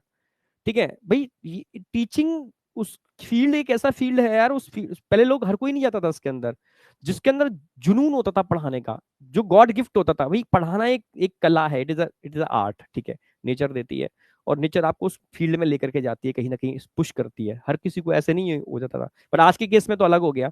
आज के डेट में कहीं कुछ नहीं है तो भाई लोग पढ़ाना चालू कर देते हैं। ठीक है, ये बहुत कचड़ा हो रहा है। ठीक है, ठीक है, ऐसे ही जैसे समझो कि अगर मेडिकल फील्ड के अंदर कोई भी कहे कि यार मैं 4 गोलियां सीख लेता हूँ, ये पैरासीटामोल देना है, 4 एंटीबायोटिक हैं, 4 ये हैं, 4 एंटी इन्फ्लामेटरी हैं, सबकी कंपोजिशन कॉमन है, कंपनियां अलग अलग हैं, उठा करके मैं दुकान खोल के बैठ जाता हूँ। ठीक है, तो क्या होगा सोचो, समझ रहे हो? कोई दिक्कत नहीं, पेशेंट आएगा ठीक होगा, पेशेंट ठीक होगा, और उठा के 4 एंटीबायोटिक खिला रहा हूँ, बढ़िया एक एंटी इन्फ्लामेटरी लगा दी मैंने, जुकाम सही, एंटीबायोटिक दे दी, उसका इन्फेक्शन सही, समझ रहे हो ना मेरी बात? और वायरल इन्फेक्शन साथ में, वायरस के लिए मैंने थोड़ा मतलब वायरस को मारने की दवा तो होती नहीं है, ठीक है, थोड़ा सा ना vitamin C vitamin D supplement डाल दिए, तो वायरस का मतलब आंखें बंद करके बस, कोई भी बीमारी होगी ये कॉम्बिनेशन बना लिया मैंने, सही हो जाएगी। समझ रहे हो? और जहां पर उसके साइड इफेक्ट कितने होंगे सोचो। कुछ दिन, कुछ समय तक तो वो इलाज करा लेगा उस डॉक्टर से, पर कुछ समय बाद उसकी बॉडी खत्म हो जाएगी, समझ रहे हो, इस टाइप के इलाज से। इसलिए मैं कहता हूँ कभी लापरवाही नहीं बरतनी चाहिए। ठीक है, हमें लगता है कि यार इस डॉक्टर की फीस 10 रुपए है, ठीक है, 10 रुपए, मैं सबकी बात नहीं कर रहा, कई डॉक्टर ऐसे होते हैं फ्री में भी बड़ा अच्छा जेन्युइन ट्रीटमेंट करते हैं। ठीक है, समझ रहे हो? तो मैं भुगता हूं ना मैंने ऐसा, इसलिए मैं देखा भी है उस जमाने में। ठीक है, जब छोटे थे हम, समझ रहे हो? तो ऐसा नहीं है, तो जेन्युइन डॉक्टर वो है, वो एंटीबायोटिक तभी देगा जब बॉडी को बहुत जरूरत होगी। एंटीबायोटिक का एक स्पेसिफिक डोज होता है, एक पर्टिकुलर ड्यूरेशन होता है, ड्यूरेशन से ज्यादा एंटीबायोटिक नहीं देगा। समझ रहे हो? क्योंकि मैं, एक केस तो मेरे सामने की बात है कि मतलब लेडी को, मतलब इतनी एंटीबायोटिक चला दी गई, इतनी एंटीबायोटिक चला दी गई, इतनी चीजें दी गई, ठीक है, आगे जाकर के उनका जो नेचुरल फ्लोरा था गट का, वो भी मारा गया एंटीबायोटिक की वजह से। ठीक है, और उनको आगे जाकर सीवियर यूरिनरी ट्रैक इन्फेक्शन हो गए, और किडनी प्रॉब्लम हो गई, बहुत सारी प्रॉब्लम हो गई। ठीक है, ऐसे डॉक्टरों को जूते चप्पल से मारना चाहिए, पर मैं करूं क्या यार? ठीक है, जेन्युइन डॉक्टर बहुत सारे हैं, पर उनकी आड़ में जो जेन्युइन नहीं है उनकी दुकानें भी चल रही हैं। It is a dangerous. तभी कह रहा हूं कि टीचर, डॉक्टर, लॉयर, ये कुछ कुछ प्रोफेशन ऐसे हैं ना, बहुत सही होने चाहिए, ये तो मामला पूरा लाइफ का बिगड़। शॉर्ट टर्म में नहीं मालूम पड़ता कुछ भी, शॉर्ट टर्म में कुछ नहीं मालूम पड़ेगा तुम्हें, ठीक है, उसका असर लॉन्ग टर्म में मालूम पड़ेगा, लंबे समय बाद। शॉर्ट टर्म में तो मजा आ जाएगा यार, क्या डॉक्टर है, 10 रुपए की दवा, 10 रुपए की उसने ली, और झटके में, एक झटके में सही हो गए। ठीक है, क्या टीचर है, मजा, आज मजा ही आ गया, इसने साथ में शायरी भी सुना दी, ठीक है, थोड़ा मतलब मस्ती वाले काम भी कर दिए, और देखो हंसी हंसी में समझा भी दिया उसने, तो मजा आ गया। ठीक है, समझ रहे हो? ऐसी लॉयर, ठीक है, मतलब समझ रहे हो, उसके उसके हर चीज मुझे यार पता नहीं है, बट ये चीजें बहुत सीरियस है, इनके इफेक्ट शॉर्ट ड्यूरेशन में नहीं मालूम पड़ते, लॉन्ग ड्यूरेशन में मालूम पड़ते हैं। समझे? आवाज आओ इधर। हाँ, बाद में इफेक्ट खतरनाक आता है। समझ में आ गया? तो एक्चुअल में इसीलिए ओरल पोलियो वैक्सीन उन्हीं को दी जाती है जिनका इम्यून सिस्टम परफेक्ट हो। ये पहले क्वेश्चन आते थे एम्स में, अगर कोई प्रेग्नेंट फीमेल है तो बताओ उसको ओपीवी दोगे या आईपीवी दोगे? एक तो होती है ओरल पोलियो वैक्सीन, ओपीवी, एक होती है injectable, IPv, injectable polio vaccine. अब बताओ, अगर ओपीवी आईपीवी के नाम से फेमस है, इसको शॉर्ट फॉर्म याद रखने पड़ेगी, ओपीवी आईपीवी, जरा बताओ, कोई प्रेग्नेंट फीमेल है, ड्यूरिंग प्रेगनेंसी, ओपीवी दोगे या आईपीवी? अरे वाह, तुम्हें तो सब पता है, तुम सब तो सर्व ज्ञानी हो चुके हो भाई, तुम आईपीवी दोगे, बहुत सही। इंजेक्टेबल पोलियो वैक्सीन, क्योंकि ओपीवी लाइव एट्यूनेटेड होती है, जबकि आईपीवी किल्ड होती है, किल्ड, किल्ड से बनाई जाती है, मार करके, इसको मार के बनाई जाती है। तो जिनके भी इम्यून सिस्टम कमजोर होते हैं, ओल्ड पर्सन है, बड़ा व्यक्ति है, जो पिताजी थे, तो पिताजी को हम आईपीवी देते, इंजेक्शन लगाते, बच्चे को ओपीवी देते, पर पिताजी के समझ में नहीं आया, ना ना, ये पिएगा 2 बूंद तो 2 बूंद मैं भी पीऊंगा, अगर मैं नहीं, मुझे नहीं पिला सकते तो उसको भी नहीं पिलाओगे। समझ रहे हो ना? ऐसे पिताजी हैं तो भाई तो फिर मामला बिगड़ जाएगा, ठीक है। इसके अलावा अगर आपसे कोई पूछे बच्चे का जन्म होता है, जब बच्चे का जन्म होता है तो पहला टीका, पहला वैक्सीन कौन सा लगता है, जरा बताओ उसको। बच्चे के जन्म के तुरंत बाद पहला वैक्सीन कौन सा लगाया जाता है, ओपीवी भी नहीं लगाया जाता, पहला वैक्सीन कौन सा लगता है। अरे वाह, कौन सा बच्चा है ये, अरे नाम निकल गया, पहले बच्चे ने पहला बहुत सही दिया था, पूजा डे, इसने देर में बताया पर भाई सही दिया था, बीसीजी, बी सी जी। बीसीजी पता है किस चीज का टीका होता है, बीसीजी, बीसीजी का टीका लगता है, टीका मतलब वैक्सीन। बीसीजी माइकोबैक्टीरियम ट्यूबरक्लोसिस के लिए होता है पहला टीका, फर्स्ट टीका जो लगता है, ये भी फर्स्ट जनरेशन वैक्सीन है, होल ऑर्गेनिज्म वैक्सीन, बीसीजी। समझ रहे हो, हाँ बीसीजी होल ऑर्गेनिज्म वैक्सीन है, पहला टीका इसी का लगता है, ये माइकोबैक्टीरियम ट्यूबरक्लोसिस के लिए है। पर बहुत अच्छा इफेक्ट नहीं है, पर हाँ इनिशियल फेज में जब बच्चे का जन्म होता है ना, उस समय कुछ मंथ तक ये काम कर देता है, इसलिए लगाया ही जाता है। फिर ओपीवी पिलाई जाती है बच्चे को, ओरल पोलियो वैक्सीन, ठीक है। फिर और टीके लगने स्टार्ट होते हैं, टीके का मतलब है वैक्सीन, इम्यूनाइजेशन, समझ रहे हो। इसके अलावा एक होल ऑर्गेनिज्म वैक्सीन थी, जब वैक्सीन की डिस्कवरी हुई थी, बताओ कौन सी पहली वैक्सीन बनाई गई थी ड्यूरिंग डिस्कवरी, जो अचानक से बनी थी। Small pox, yes, small pox. Penicillin तो एंटीबायोटिक थी, गधे कौन है ये, देवेंद्र भाई, पेनिसिलिन।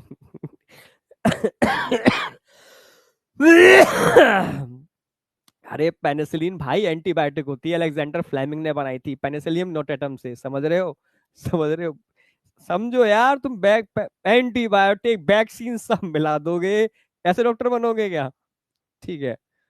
एंटीबायोटिक लगानी है, ठीक है, तुम वैक्सीन उसेड़ रहे हो उसको, वैक्सीन पिलानी है लगानी है, तुम एंटीबायोटिक लगा रहे हो उसको, यार ऐसा थोड़ी ना करोगे।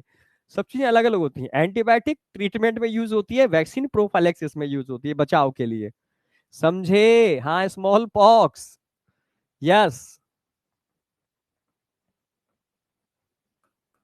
स्मॉल पॉक्स, पहली ये तो बनी थी whole organism vaccine, cowpox से स्मॉल पॉक्स, पूरी कहानी है, कभी सुनाऊंगा तसल्ली से, ठीक है, बहुत प्यारी कहानी है पर बड़ी कहानी है, ठीक है। ओपीवी आईपीवी, ठीक है, और बीसीजी और स्मॉल पॉक्स, ठीक है। उस समय स्मॉल पॉक्स का डर इतना खतरनाक होता था, जो जैसे अब तो अमरीश पुरी जी नहीं रहे, ठीक है, अमरीश पुरी जी के चेहरे पर जो देखे थे ना आपने, जो एकदम इस तरीके से स्पॉट जो हो गए थे, वो लाइक अ स्मॉल पॉक्स, मतलब लोग डरते थे स्मॉल पॉक्स, क्योंकि स्मॉल पॉक्स सबको होता था। तो इस समय, उस समय का मुझे एक पूरी बुक है इसके ऊपर, अब ये पढ़ोगे आप एमबीबीएस में, मेरे पास काफी बुकें थी, उसमें था कि उस समय एक पार्टी होती थी उस जमाने में जब वैक्सीनेशन नहीं था, लोग चाहते थे कि लोगों को स्मॉल पॉक्स बचपन में ही हो जाए, क्योंकि बचपन में अगर होंगे तो बड़े होने तक स्किन कई बार रिप्लेस होती है, तो उसमें वो दाग नहीं रहते, चले जाते हैं। अगर ये स्मॉल पॉक्स बड़े होने के बाद होते थे तो ये दाग रह जाते थे, तो उसकी सुंदरता बिगड़ जाती थी। तो एक पार्टी ऑर्गेनाइज कराई जाती थी, जिस पार्टी के अंदर सारे बच्चों को बुलाया जाता था और इन्फेक्टिव बच्चे को उसमें छोड़ दिया जाता था, ठीक है, समझ रहे हो।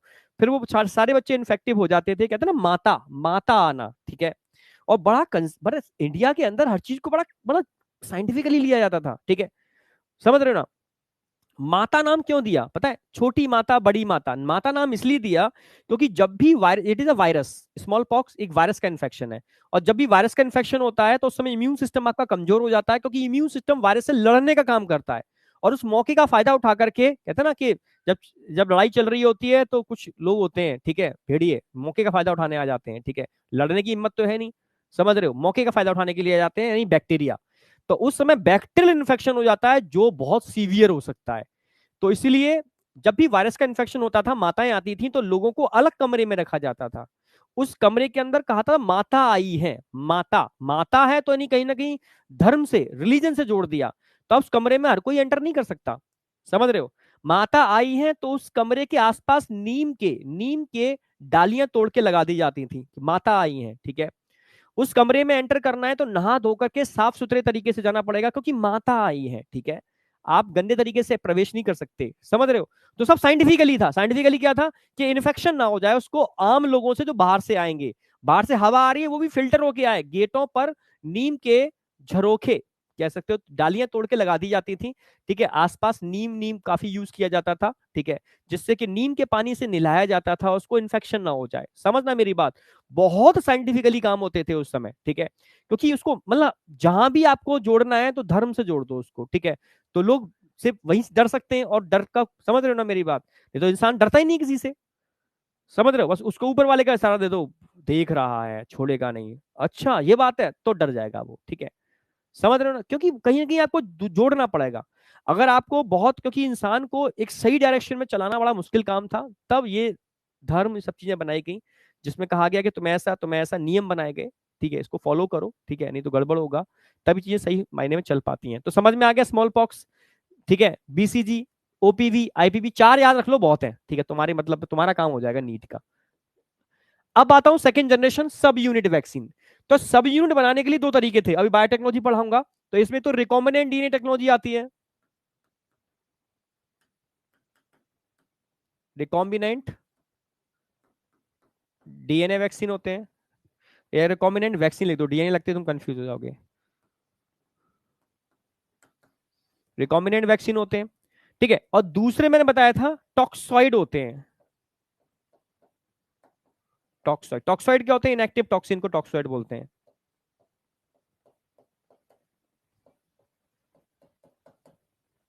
तो देखो, दुनिया में कोई चीज बेकार नहीं जाती, ठीक है।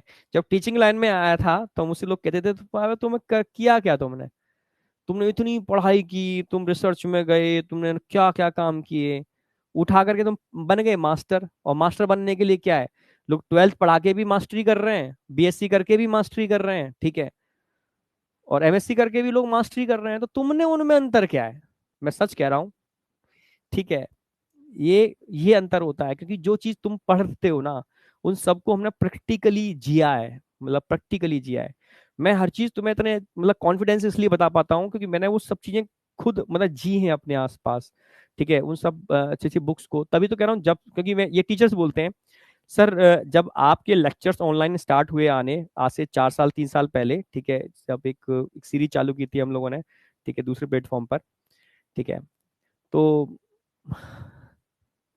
समझ रहे हो, तो मतलब थोड़ा सा तब वो बहुत सुपर कंटेंट पहली बार, मतलब टीचर्स ने बोला, मुझे नहीं पता, टीचर ने कहा कि सर वो ऐसे कंटेंट पहले ऑनलाइन नहीं थे, ठीक है, टीचर्स होते थे पर ऑनलाइन कंटेंट अच्छे लेवल का नहीं आता था, इस वजह से चीजें ऑनलाइन खराब थी, पर आप लोगों ने ऑनलाइन सुपर कंटेंट दिया, ठीक है, जिससे नई जनरेशन के जो टीचर्स हैं उनको भी एक मतलब पढ़ने का, समझने का, कंसेप्चुअल चीजें हैं, क्योंकि अब इतना कोई नहीं पढ़ता, ठीक है।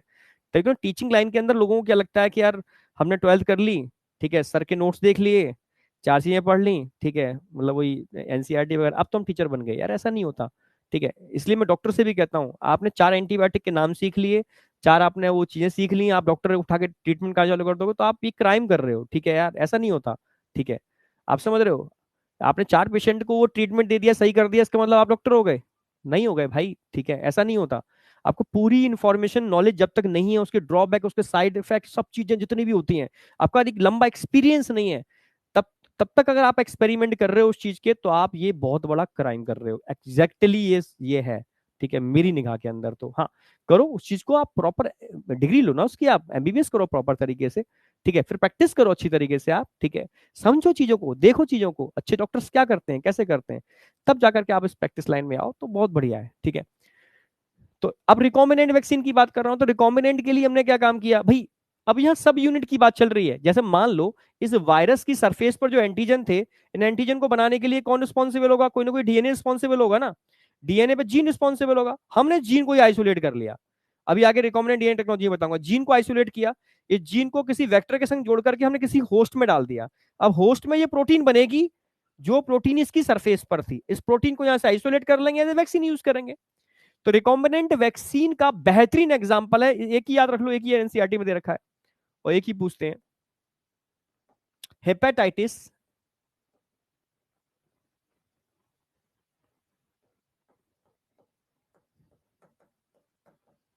हेपेटाइटिस बी वायरस, या हेपेटाइटिस बी की वैक्सीन, हेपेटाइटिस बी वैक्सीन, ठीक है। हेपेटाइटिस, हिप है मतलब हिप्पा, हिप्पा मतलब लिवर, आइटिस मतलब इन्फ्लामेशन, ये एक ऐसा वायरस है, हेपेटाइटिस बी का वायरस, जो आपके लिवर में इन्फ्लामेशन करके लिवर को बर्बाद कर देता है, ठीक है। तो हेपेटाइटिस बी की जो वैक्सीन है, हेपेटाइटिस बी की जो वैक्सीन है, वो रिकॉम्बिनेंट डीएनए टेक्नोलॉजी से बनी हुई वैक्सीन है। इसमें हेपेटाइटिस बी के सरफेस एंटीजन को बनाने वाले डीएनए को हमने निकाला, हमने एक वेक्टर में जोड़ा, उस वेक्टर को ईस्ट में डाल दिया, ईस्ट के अंदर, तो इसके अंदर हम कहा बनाते हैं, होस्ट क्या लेते हैं इसके लिए, yeast, yeast used as host. तो हमने ईस्ट को यूज किया है यहां पर होस्ट की तरह, जो मैं अभी आपको वहां बताऊंगा बायोटेक्नोलॉजी के अंदर चीज को, कैसे आप ईस्ट को यूज करते हो होस्ट की तरह हेपेटाइटिस बी की रिकॉम्बिनेंट वैक्सीन बनाने के लिए, ठीक है। एक ही याद रखो। अब टॉक्सॉइड, टॉक्सॉइड मैंने बताए थे भाई, टॉक्सिन्स, कुछ बैक्टीरिया टॉक्सिन्स रिलीज करते हैं, ठीक है। हाँ, हेपेटाइटिस बी ऐसे भी लिख सकते हो, हेपेटाइटिस बी वायरस, वायरस के लिए लिखोगे तो आप ऐसे लिखोगे, ठीक है। हेपेटाइटिस बी वैक्सीन वो मैंने लिखा है, ठीक है, हेपेटाइटिस बी वायरस की वैक्सीन, ठीक है। चलो, तो टॉक्सॉइड, इनएक्टिव टॉक्सिन को टॉक्सॉइड बोलते हैं, ठीक है। जैसे डिप्थीरिया टॉक्सिन रिलीज करता है, टेटनस टॉक्सिन रिलीज करता है, पर्ट्यूसिस में टॉक्सिन रिलीज होते हैं, बैक्टीरिया खुद कुछ नहीं करता। हमने उनके टॉक्सिन को निकाला, इनएक्टिव किया, और एज ए टॉक्सॉइड हमने वैक्सीन की तरह देना चालू कर दिया, ठीक है। तो इसका बहुत अच्छा एग्जांपल एक याद रख लेना, एक ही लिखाता हूं मैं, D P, DPT, diphtheria, pertussis और टेटनस, ठीक है। तो तीन अलग अलग बैक्टीरिया होते हैं, उनके तीनों के टॉक्सॉइड एक साथ मिला दिए, डिप्थीरिया,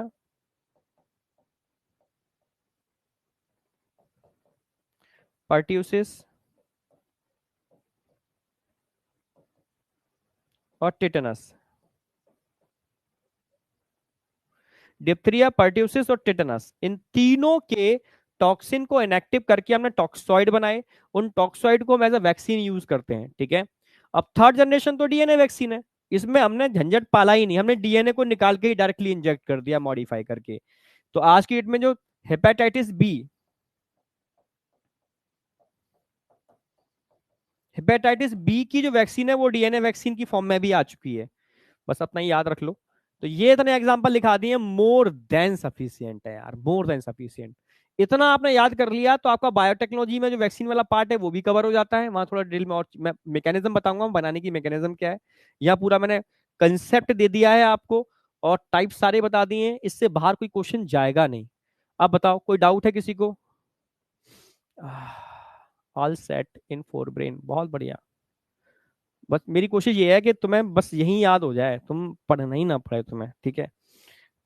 तुम जितना भी तैयारी करनी है और सब्जेक्ट की करो। अब आ जाओ, अच्छा एलर्जी, सेकंड आ जाओ। एलर्जी क्या है, ये बड़ा अच्छा है, आज की डेट में तो लोगों को एलर्जी बड़ी हो रही है, ठीक है। ठंडी की से एलर्जी, डस्ट से एलर्जी। समझो एलर्जी है क्या। देखो, जैसे मैं मानो मुझे एलर्जी नहीं है, ठीक है, पर मेरे दोस्त, मैं और मेरा दोस्त जब रनिंग के लिए जाते हैं तो डस्ट उड़ती है सुबह के टाइम पर, तो डस्ट की वजह से उसको छींकें आनी चालू हो जाती हैं, उसकी बॉडी में एकदम, मतलब बहुत दिक्कतें, ब्रीदिंग प्रॉब्लम हो जाती है उसको। मुझे नहीं हो रही है, जबकि हम दोनों का इम्यून सिस्टम लगभग एक जैसा है। आखिर ऐसा क्या? क्योंकि उसकी बॉडी में कुछ सेल हैं जो उन डस्ट पार्टिकल से सेंसिटाइज हो गई, ठीक है। अब जैसे मानो, जैसे मानो, ठीक है, ऐसे सिंपल तरीके से समझो, हम तुम दोस्त हैं, ठीक है, साथ साथ रहते थे, साथ साथ घूमते थे। एक तीसरा दोस्त और था, ठीक है, वो भी ठीक था, पर उस दोस्त ने कुछ ऐसी हरकतें की, ठीक है, मुझे नहीं अच्छी लगी, हो सकता है तुम्हें अच्छी लगी हो, ठीक है, मुझे नहीं अच्छी लगी। अब उसके बाद जब भी वो आता है ना, तो मुझे देखते ही गुस्सा आना चालू हो जाता है, ये आ गया, वो दुष्ट आ गया, ये कमीना आ गया, ये आ गया, वो आ गया, नहीं, ठीक है। मुझे मुझे इसकी हरकतें सही नहीं लगी, ठीक है, समझना मेरी बात। तुम्हें अच्छी लगी, तुम्हें, अरे यार दोस्त आजा दोस्त, ठीक है, मुझे नहीं अच्छा लगा यार, ठीक है, उसकी हरकतें देख के गुस्सा आने लगता है मुझे। तो अब मैं जब भी उसको देखता हूं तो मुझे तुरंत गुस्सा आना चालू हो जाता है, भयंकर तरीके से। समझ में आया? तो यानी मेरी आंखें और मेरा ब्रेन उसके लिए सेंसिटाइज हो चुका है। जब भी देखूंगा, वो कुछ भी नहीं बोल रहा है बेचारा, चुपचाप से आगे बस खड़ा हो गया, अब मेरे मुझे गुस्सा आना चालू हो गया। समझे? लिखने दो, तुम लिखते ही रहो यार, ऐसे भी हैं, लिख लो, लिखने दो। जैसे हम स्पैमर अच्छा, हाँ ठीक है, सही है, स्पैमर से। ठीक है, हमारे तुम्हारे बीच में एक तीसरे आते हैं, स्पैमर, बिल्कुल सही।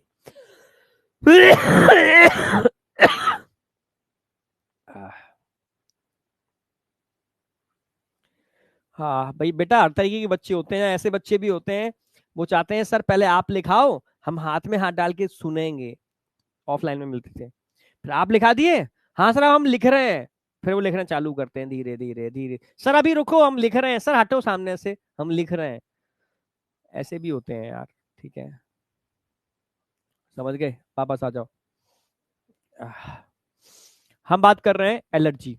समझना, तो मैं एलर्जी देखो, एक तो एलर्जी कुछ है नहीं, 3 क्वेश्चन 4 क्वेश्चन बनते हैं एलर्जी से, कि एलर्जी जिन चीजों से होती है उनको एलर्जिन्स बोलते हैं। कौन से एंटीबॉडी एलर्जी के टाइम पर एक्टिवेट होते हैं? आईजीई। एलर्जी किस वजह से होती है? एंटीबॉडी आगे। कौन से केमिकल हैं जो एलर्जी कॉज करते हैं? हिस्टामाइन एंड सीरोटोनिन, जो मास सेल के अंदर होते हैं या बेसोफिल्स के अंदर होते हैं। ठीक है, अगला क्वेश्चन आता है, इसके ट्रीटमेंट के लिए आप क्या यूज करोगे? एंटी हिस्टामाइन टैबलेट्स आते हैं, ठीक है, या एड्रेनलिन एंड स्टेरॉइड्स आते हैं, आप वो यूज करोगे, और कोई चीज है ही नहीं जो आपकी इम्यूनिटी को सप्रेस कर दे, क्योंकि इम्यूनिटी के हाइपर होने की वजह से एलर्जी होती है। समझे? नावेद, थैंक यू बेटा। ठीक है, इयोसिनोफिल्स, हाँ, इयोसिनोफिल्स में नहीं होते, eosinophils anti allergic, natural anti allergic होते हैं। ठीक है, हाँ, इयोसिनोफिल्स में भी एंटी हिस्टामिन्स होते हैं, वो नेचुरल है। ठीक है, मार्केट में एंटी हिस्टामिन आते हैं, वो आपको यूज करने पड़ेंगे, या like a cortisol immunity suppressor use करने पड़ेंगे आपको। ठीक है, क्योंकि इम्यूनिटी के हाइपर होने की वजह से आपको ये होती है, इतने से एलर्जी खत्म हो जाती है। पर आपके मन के जो दिक्कतें हैं ना वो खत्म नहीं होती। एक बच्चा मुझसे कहता है, सर मुझे बचपन में एलर्जी नहीं थी, मैं सब कुछ सही था, पर एक पर्टिकुलर एज आई और मुझे उस चीज से एलर्जी हो गई जो पहले नहीं थी। आज की डेट में डॉक्टर ने मुझे मना कर दिया है, मैं उसके आसपास भी नहीं घूम सकता, उसे खा नहीं सकता। समझ रहे हो? कोई भी चीज एलर्जी, किसी से भी, काव डंग से एलर्जी हो सकती है आपको, डस्ट पार्टिकल से एलर्जी हो सकती है। समझ रहे हो ना मेरी बात? आपको कोई भी फॉरेन पार्टिकल जो जिससे आपकी बॉडी हाइपर एग्रेसिव हो जाए, एलर्जी हो सकती है उससे। ठीक है, समझ रहे हो ना? ठंडी चीजों से एलर्जी हो सकती है। समझ गए ना मेरी बात? आपका इम्यून सिस्टम जिसके प्रति सेंसिटाइज हो जाए तो वो एलर्जिन है। ठीक है, तो एलर्जिन बहुत सारे होते हैं, कुछ एग्जांपल जैसे मैं लिख दिए एलर्जिन्स के, प्रोड्यूस कॉल्ड एलर्जिन्स, जैसे सर्टेन, अच्छा नहीं लिखे इसमें, मतलब समझ समझ में आ गया ना? एलर्जिन्स कोई भी हो सकते हैं, कुछ भी हो सकता है एलर्जिन्स के, काव डंग तक एलर्जी कॉज करता है।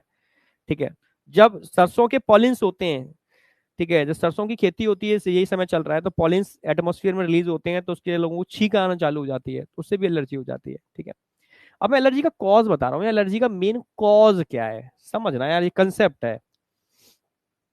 ये कंसेप्ट बच्चों तो छोड़ो, बड़ों के बड़े काम आते हैं आज की डेट में। ये अलग ही कंसेप्ट है, किसी किताबों में नहीं होते कंसेप्ट सारे। जितने भी कंसेप्ट लिखाता हूँ कोई किताबों में नहीं मिलेगा आपको, चाहे एमबीबीएस कर लेना, कहीं कर लेना, सब सुपर कंसेप्ट बनाए हुए हैं। ठीक है, अब समझना, ये एक नॉर्मल व्यक्ति है,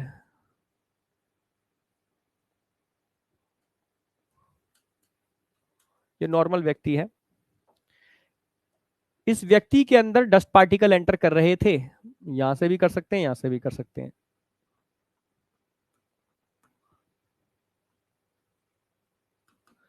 पर इसकी बॉडी को कोई दिक्कत नहीं है, क्योंकि इसकी बॉडी के जो मास्ट सेल हैं, मस्त सेल,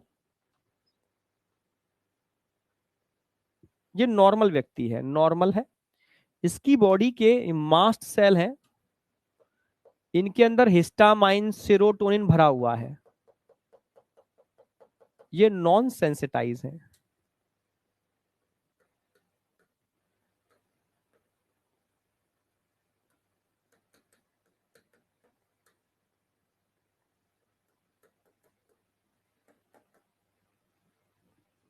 नॉर्मल व्यक्ति है, ठीक है, नॉन एलर्जिक।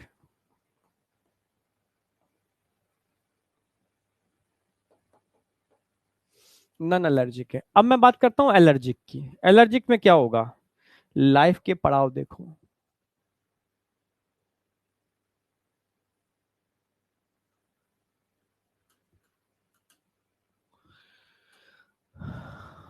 समझना।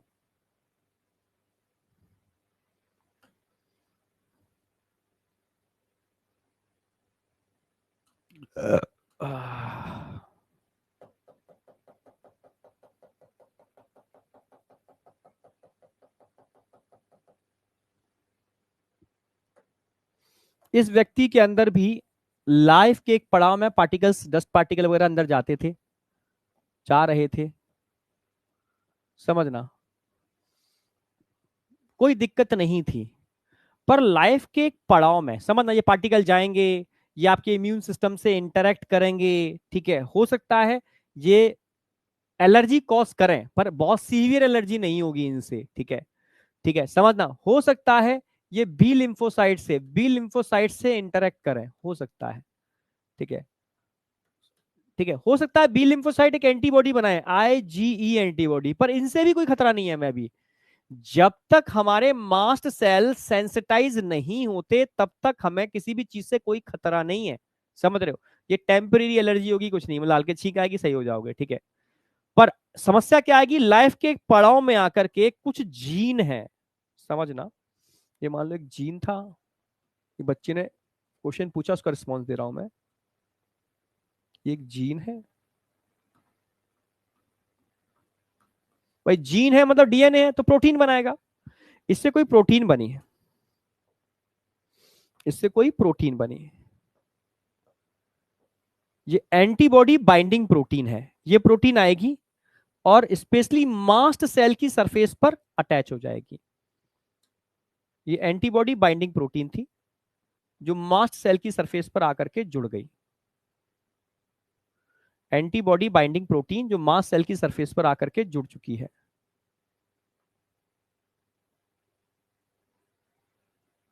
एंटीबॉडी बाइंडिंग प्रोटीन है जो मास्ट सेल की सरफेस पर आकर के जुड़ चुकी है।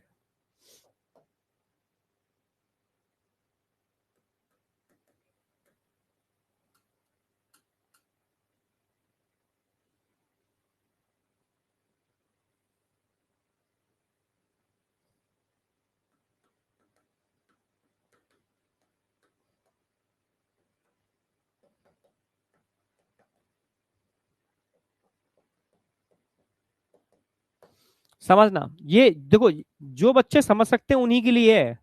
जिन बच्चों का स्तर इतना नहीं है कि इतना असर हम समझ पा रहे हैं, उनके लिए चार लाइनें याद रखनी है बस। क्या क्या, एलर्जी कॉज, जो भी कॉजिंग सब्सटेंस होते हैं उनको एलर्जिन बोलते हैं।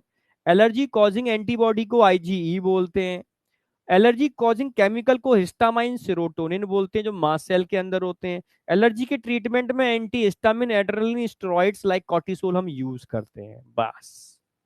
जो समझना चाहते हैं कि एक नॉर्मल व्यक्ति और एक एलर्जिक व्यक्ति में अंतर क्या होता है, आखिर लाइफ के एक पड़ाव में आकर के एलर्जी क्यों हो जाती है, ठीक है, उनके लिए है ये, सिर्फ उनके लिए, ठीक है। या उन चीज को मैं थोड़ा सा प्रैक्टिकली समझा देता हूँ।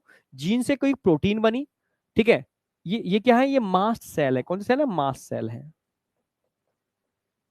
Mast cell. क्योंकि टिश्यू में मास्ट सेल होते हैं और ऐसे ही ब्लड में बेसोफिल्स होते हैं, जब मास्ट सेल की बात चल रही है। इनकी सरफेस पर ये लाइफ के एक पड़ाव में आकर के एक ऐसे प्रोटीन बन गए जो एंटीबॉडी को बाइंड करते थे। स्पेशली कौन से एंटीबॉडी को बाइंड करते थे, स्पेशली मान लो आईजीई एंटीबॉडी है। पहले इन एंटीबॉडी का कोई ज्यादा हमारी बॉडी में इफेक्ट नहीं था, बनते थे, इंटरेक्शन ज्यादा नहीं होता था, पर एक समय ऐसा आया जब ये प्रोटीन बन गए तो इनसे आईजीई आकर के बाइंड हो गए, आईजीई आकर के इनसे आके बाइंड हो गए। अगर मास सेल की सरफेस पर ये प्रोटीन आके अटैच हो जाते हैं और आईजीइन से बाइंड हो जाते हैं, तो अब ये नॉर्मल मास सेल नहीं है, ये नॉर्मल मास सेल नहीं है, ये सेंसिटाइज मास सेल है, सेंसिटाइज मास सेल, ठीक है।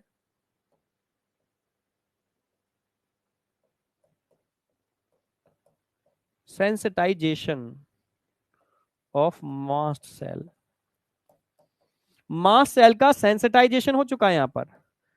और मास्ट सेल में क्या क्या होता है, मास्ट सेल में सीरोटोनिन, हिस्टामिन, ये सब चीजें होती हैं, ठीक है। तो अब सेंसिटाइजेशन हो चुका मास्ट सेल का, पहले नहीं था। लाइफ के एक पड़ाव में प्रोटीन बन जाने की वजह से, एंटीबॉडी बाइंडिंग प्रोटीन बन जाने की वजह से जो इन मास्ट सेल की सरफेस पर आकर के अटैच हो गई, तो अब ये नॉर्मल मास्ट सेल नहीं है, सेंसिटाइजेशन हो चुका है मास्ट सेल का। सेंसिटाइजेशन ऑफ मास्ट सेल यानी सेंसिटाइज्ड मास्ट सेल है ये, सेंसिटाइज मास्ट सेल, ठीक है। और जब सेंसिटाइज मास्ट सेल बन जाती हैं और ये एंटीबॉडी इनसे बाइंड हो जाते हैं, उसके बाद जब भी ये पार्टिकल बॉडी में एंटर करेंगे, जब भी एंटर करेंगे, ये तुरंत पार्टिकल आकर के इन आईजीई से बाइंड कर जाएंगे। आईजीई से इन पार्टिकल की बाइंडिंग होते ही ये मास सेल फटेंगे, ये मास सेल फटेंगे और इनके फटने से इनके अंदर भरा हुआ सब्सटेंस बाहर निकलेगा। बाहर जो निकलेगा वो क्या निकलेगा, बाहर जो निकलेगा वो निकलेगा क्या निकलेगा? हिस्टामिन, सेरोटोनिन, और हिस्टामिन आप जानते हो वैसो क्या होता है? Vaso dilator.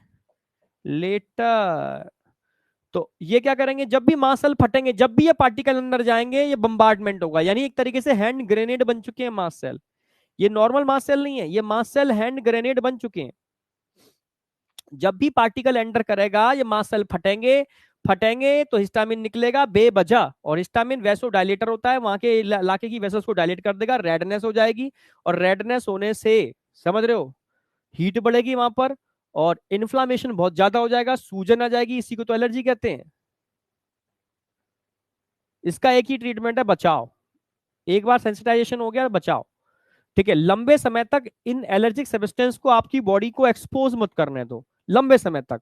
अगर एक्सपोज नहीं किया तो ये मास सेल की एक पर्टिकुलर लाइफ होती है, ठीक है, डिजेनरेट कर जाते हैं, समझ रहे हो, एक लंबे समय तक। हाँ, और जब भी ये पार्टिकल जाएंगे या जो भी एलर्जिक सब्सटेंस होंगे जिससे वो एलर्जी बन चुके हैं इसके अगेंस्ट, तो हर बार यही प्रोसेस होगी, ये है एलर्जी। समझ में आया? बॉडी के अंदर सेंसिटाइज मास सेल का फॉर्मेशन एलर्जी कॉज करता है। आई या नहीं आई, ये एलर्जी है। नहीं तो एलर्जी के लिए चार बातें ध्यान रखनी है। एलर्जी कॉजिंग सब्सटेंस को हम एलर्जिन बोलते हैं, आईजी एंटीबॉडी इसमें पार्टिसिपेट करते हैं, हिस्टामिन और सेरोटोनिन मास सेल की सरफेस, मास सेल के अंदर होते हैं, ये एलर्जी कॉजिंग होते हैं। ट्रीटमेंट के लिए आपको क्या करना है, वही नॉर्मल केस में आपके इम्यून सिस्टम को सप्रेस रखना है। तो एक तो हिस्टामिन के इफेक्ट को खत्म करने के लिए एंटी हिस्टामिन लेते हैं। एड्रेनलिन और स्टेरॉइड्स खतरनाक होते हैं, ठीक है, ये इम्यून सिस्टम को ही घटा देंगे, उसके एग्रेशन को ही घटा देंगे, क्विकली रिस्पॉन्स करते हैं एलर्जी के केस में। समझ में आ गया? बस इतना ही है, ये कंसेप्ट था। ऑटो इम्यूनिटी, ऑटो इम्यूनिटी तो एक लाइन का है, अपने हुए पराये, बस इतना याद रखो, अपने हुए पराये। जब अपने अपनों की तरह बिहेव नहीं करते, समझना, जब अपने अपनों की तरह बिहेव नहीं करते, परायों की तरह बिहेव करते हैं, तब होती है ऑटो इम्यूनिटी। समझ रहे हो? तब होती है ऑटो इम्यूनिटी। समझे या नहीं समझे? हाँ बेटा, तुम्हें सुन रहे हैं सर, हमें सुन रहे हैं। चलो, हाँ बेटा, तब होती है ऑटो इम्यूनिटी, समझो मेरी बात। बीएमएस बीएमएस बीएमएस सही है। ठीक है, अपने हुए पराये। एक्चुअल में ऑटो इम्यूनिटी का सही मतलब मायना नहीं समझ, कहीं एनसीईआरटी भी लिखती है, समझो एक तरीके से, अपने ही लोग रात में मुखौटा पहन करके, कंबल ओढ़ करके, अपने चेहरे को चेंज करके घर में घुसे, तो आप झाड़ू से पीटोगे या क्या करोगे? पीटोगे ही ना। तुम्हें थोड़ा पता है अपने हैं, उन्होंने अपने अंदर चेंज किया तभी पिटे, नहीं तो नहीं पिटते ना, नॉर्मल तरीके से आते तो नहीं पिटते। तो जब अपनी बॉडी के प्रोटीन्स कुछ ऐसा बिहेव करें कि लगता है अपना नहीं है, तो पराये की तरह बिहेव कर रहा है, तब वो पिटता है। समझ रहे हो? उसके अगेंस्ट एंटीबॉडी बनते हैं, तब ऑटो इम्यूनिटी होती है। समझ में आया नहीं आया? हाँ, तब ऑटो इम्यूनिटी होती है। ठीक है, तो ऑटो इम्यूनिटी है क्या एक्चुअल में? It is a memory based acquired immunity. अरे यार,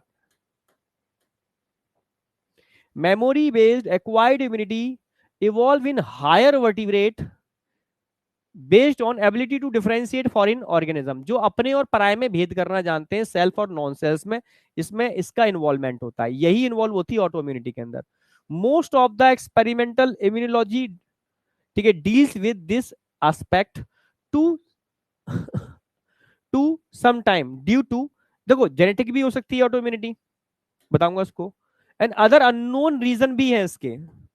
जेनेटिक का मतलब है लाइफ के एक पड़ाव में अचानक से जीन में कोई चेंज आ जाए, जीन में चेंज आ गया तो प्रोटीन में चेंज आ जाएगा, प्रोटीन में चेंज आ जाएगा तो उसके अगेंस्ट अचानक से क्या बन जाएंगे? एंटीबॉडी बन जाएंगे और डिस्ट्रॉय कर देंगे। ठीक है, दूसरा मैंने बताया था, जैसे किसी को हाइपर एसिडिटी है, हल्के मतलब ना हाइपर एसिडिटी को, किसी को हाइपर एसिडिटी है, एसिडिटी बहुत ज्यादा रहती है, तो एसिडिटी की वजह से उन लोगों के गले खराब रहते हैं, ठीक है, पर मुझे एसिडिटी नहीं है, ठीक है, ये तो इन्फेक्शन की वजह से है।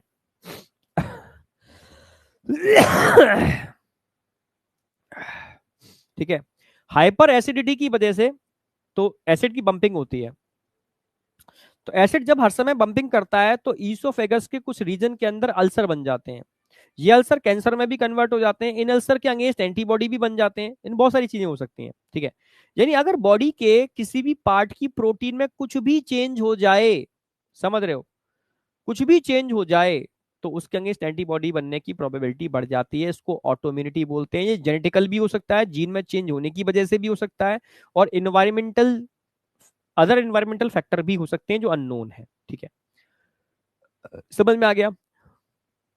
तो बॉडी के अपने ही सेल अपने सेल के अगेंस्ट काम करना चालू कर देते हैं। एक कॉमन एग्जांपल दे रखा है, रूमेटॉइड अर्थराइटिस, और जब भी पूछेंगे वो इसी को पूछेंगे, क्योंकि एनसीईआरटी में एक ही एग्जांपल है, रूमेटॉइड अर्थराइटिस। ठीक है, आपके जॉइंट्स के अंदर इन्फ्लामेशन हो जाना।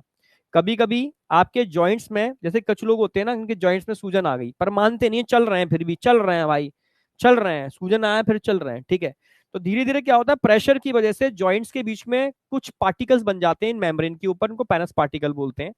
ठीक है, जो बॉडी के अलग तरीके से बिहेव करते हैं। तो कभी कभी इन पार्टिकल के अगेंस्ट एंटीबॉडी बनना चालू हो जाते हैं, और वो इतने ज्यादा बन जाते हैं एंटीबॉडी, और सूजन पैदा कर देते हैं और ज्यादा। ठीक है, तो it is also called rheumatoid arthritis. ठीक है, रूमेटॉइड अर्थराइटिस। तो बस समझो इसका कोई वैसा वैलिड रीजन नहीं है। आगे आ जाओ। अच्छा, immune system in the body. अभी हमारी बॉडी में दो टाइप के इम्यून सिस्टम है, समझाता हूँ अभी। हमारी बॉडी के जो इम्यून सिस्टम है, कौन कौन पार्टिसिपेट करता है, पहले एनसीईआरटी के अकॉर्डिंग चल रहा हूँ। एक तो लिम्फॉइड ऑर्गन पार्टिसिपेट करते हैं, लिम्फ टिश्यू पार्टिसिपेट करते हैं, सेल्स पार्टिसिपेट करते हैं, सॉल्युबल मॉलिक्यूल लाइक एंटीबॉडी, इन सब से मिलने से हमारा बॉडी का इम्यून सिस्टम बनता है। समझ गए ना मेरी बात। अब लिम्फॉइड ऑर्गन की बात करता हूं, यहां क्वेश्चन बनता है, आप मुझसे एक दिन कह भी रहे थे। हमारी बॉडी में दो प्रकार के लिम्फॉइड ऑर्गन होते हैं, प्राइमरी लिम्फॉइड ऑर्गन और सेकेंडरी लिम्फॉइड ऑर्गन। प्राइमरी और सेकेंडरी मैं क्लासिफाई कर रहा हूं। लिम्फॉइड ऑर्गन की बात करेंगे तो हमारी बॉडी में दो टाइप के लिम्फॉइड ऑर्गन होंगे। ये क्वेश्चन डायरेक्टली यहीं से मिल जाएगा आपको, दिमाग बहुत ज्यादा नहीं लगाना इसके अंदर।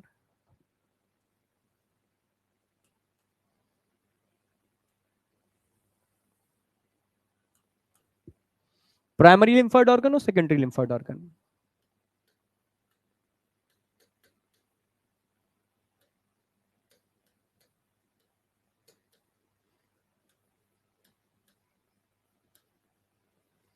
प्राइमरी लिम्फोइड ऑर्गन और secondary lymphoid organ.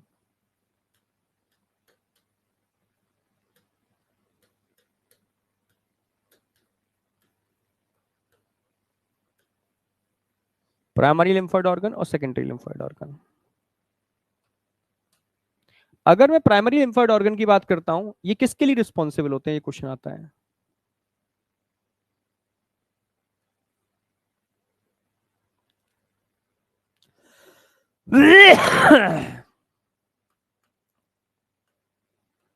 Formation,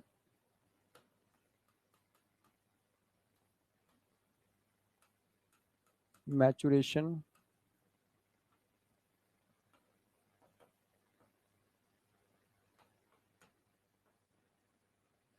and differentiation.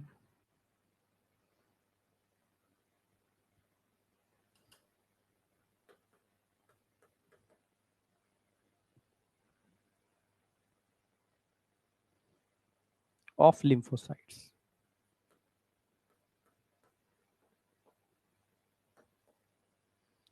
ठीक है, लिम्फोसाइट का फॉर्मेशन, उनका मैचुरेशन, और उनमें डिफरेंशिएशन, इन टाइप्स में डिवाइड करना, उन सब के लिए प्राइमरी लिम्फोइड ऑर्गन रिस्पॉन्सिबल होते हैं। समझ रहे हो। और सेकेंडरी लिम्फोइड ऑर्गन क्या है, जहां पर इंटरेक्शन होता है, it is a site of interaction, site of interaction, जहां पर ये फाइट करते हैं पैथोजन के साथ। समझ रहे हो, it is a site of interaction. तो प्राइमरी में क्या क्या आते हैं, प्राइमरी में दो आएंगे, दो ही आते हैं। एक तो bone marrow,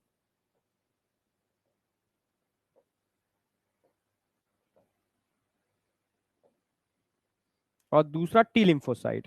T T lymphocyte बोल के thymus.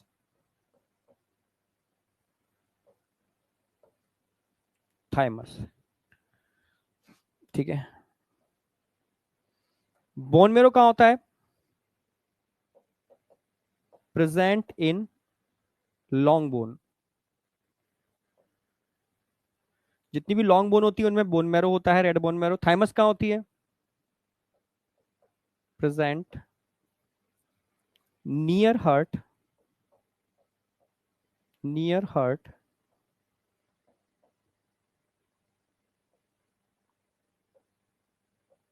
Beneath breast bone.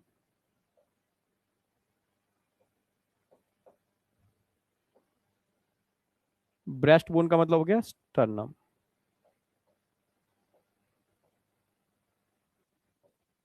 Sternum के पास होती है, ठीक है। ब्रेस्ट बोन जो स्टर्नम के पास, स्टर्नम को ही ब्रेस्ट बोन बोलते हैं, ठीक है, एक ही बात है। इनकी पोजीशन समझ में आ गई। भाई रेड बोन मेरो में सारे लिम्फोसाइट समझ रहे हो, formation maturation differentiation of all lymphocyte कहां होता है, बोन मेरो में, except T lymphocyte. T lymphocyte का maturation, only maturation and differentiation thymus में होता है। थाइमस में क्या होगा, मैच्योरेशन एंड डिफरेंशिएशन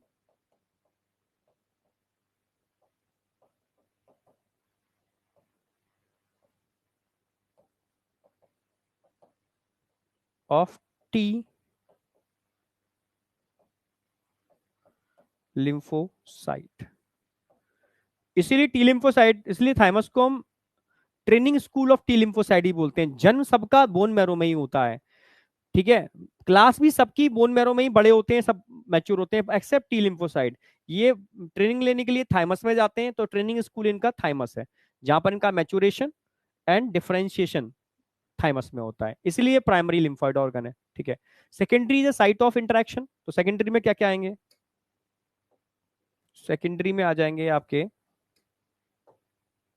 स्प्लीन, और सेकेंडरी में क्या आएगा स्प्लीन के अलावा, लिम्फ नोड,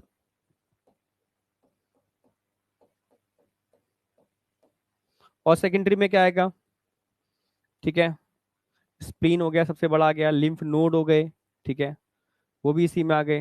टॉन्सिल्स,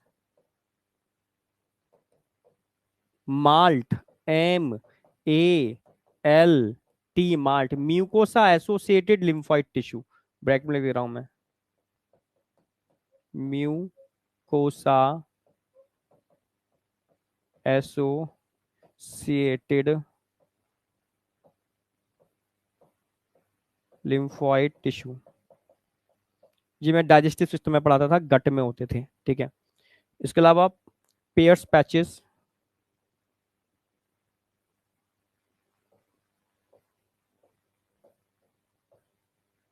एटसेट्रा कर दे रहा हूं, बहुत सारे हैं, ठीक है, बॉडी में भरे पड़े हैं ये सब, जहां पर साइट ऑफ इंटरेक्शन है एंटीजन एंटीबॉडी की। स्प्लीन तो आप जानते ही हो, लिम्फ नोड लिम्फेटिक सिस्टम में आपने पढ़े होंगे, टॉन्सिल्स आपके यहां पर होते हैं, टॉन्सिलाइटिस हो जाती है। माल्ट आपकी गट एलिमेंट्री कैनाल की जो म्यूकोसा होती है, उसमें जो लिम्फाइड टिश्यू होते हैं उनको माल्ट बोलते हैं। म्यूकोसा में मिलने वाले एसोसिएटेड लिम्फाइड टिश्यू माल्ट, पूरी बॉडी के लिम्फाइड टिश्यू का 50%, मोर देन 50% माल्टी होते हैं। पेयर्स पैचेस ये भी आपकी गट में होते हैं, लिम्फाइड टिश्यू है, ठीक है। तो ये सब सेकेंडरी लिम्फाइड ऑर्गन है, it is a site of interaction, जहां पर एंटीजन एंटीबॉडी का आपस में, समझ रहे हो, इंटरेक्शन होता है, फाइट होती है, जो आपकी बॉडी को प्रोटेक्ट करने में हेल्प करते हैं। समझे या नहीं समझे, समझे या नहीं, हाँ malt 50% of the total, yes. तो ये आपकी एनसीईआरटी पूरी कवर्ड हो जाती है। थाइमस की पोजीशन मैंने बताई दी है, पीछे किस दिख रही है थाइमस, आगे से देखोगे ना, थाइमस की पोजीशन क्या होगी, पोजीशन बता दिया मैंने, near heart, near heart, heart के पास होती है, बेनिथ ब्रेस्ट बोन,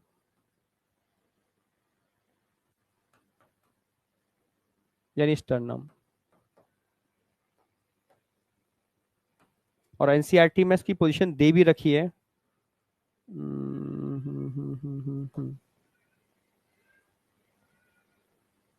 एनसीईआरटी में इसकी पोजीशन दे रखी है, इसको अंडरलाइन कर लेना।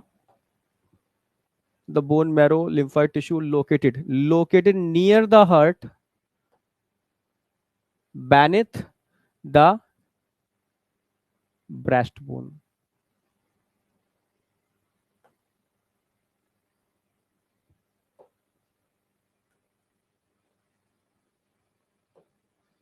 जिसको हम स्टर्नम भी बोलते हैं, ब्रेस्ट बोन को स्टर्नम बोलते हैं, ठीक है। पोजीशन ध्यान रखनी है थाइमस की, ठीक है। अगर माल्ट की बात करता हूं, MALT, LT malt,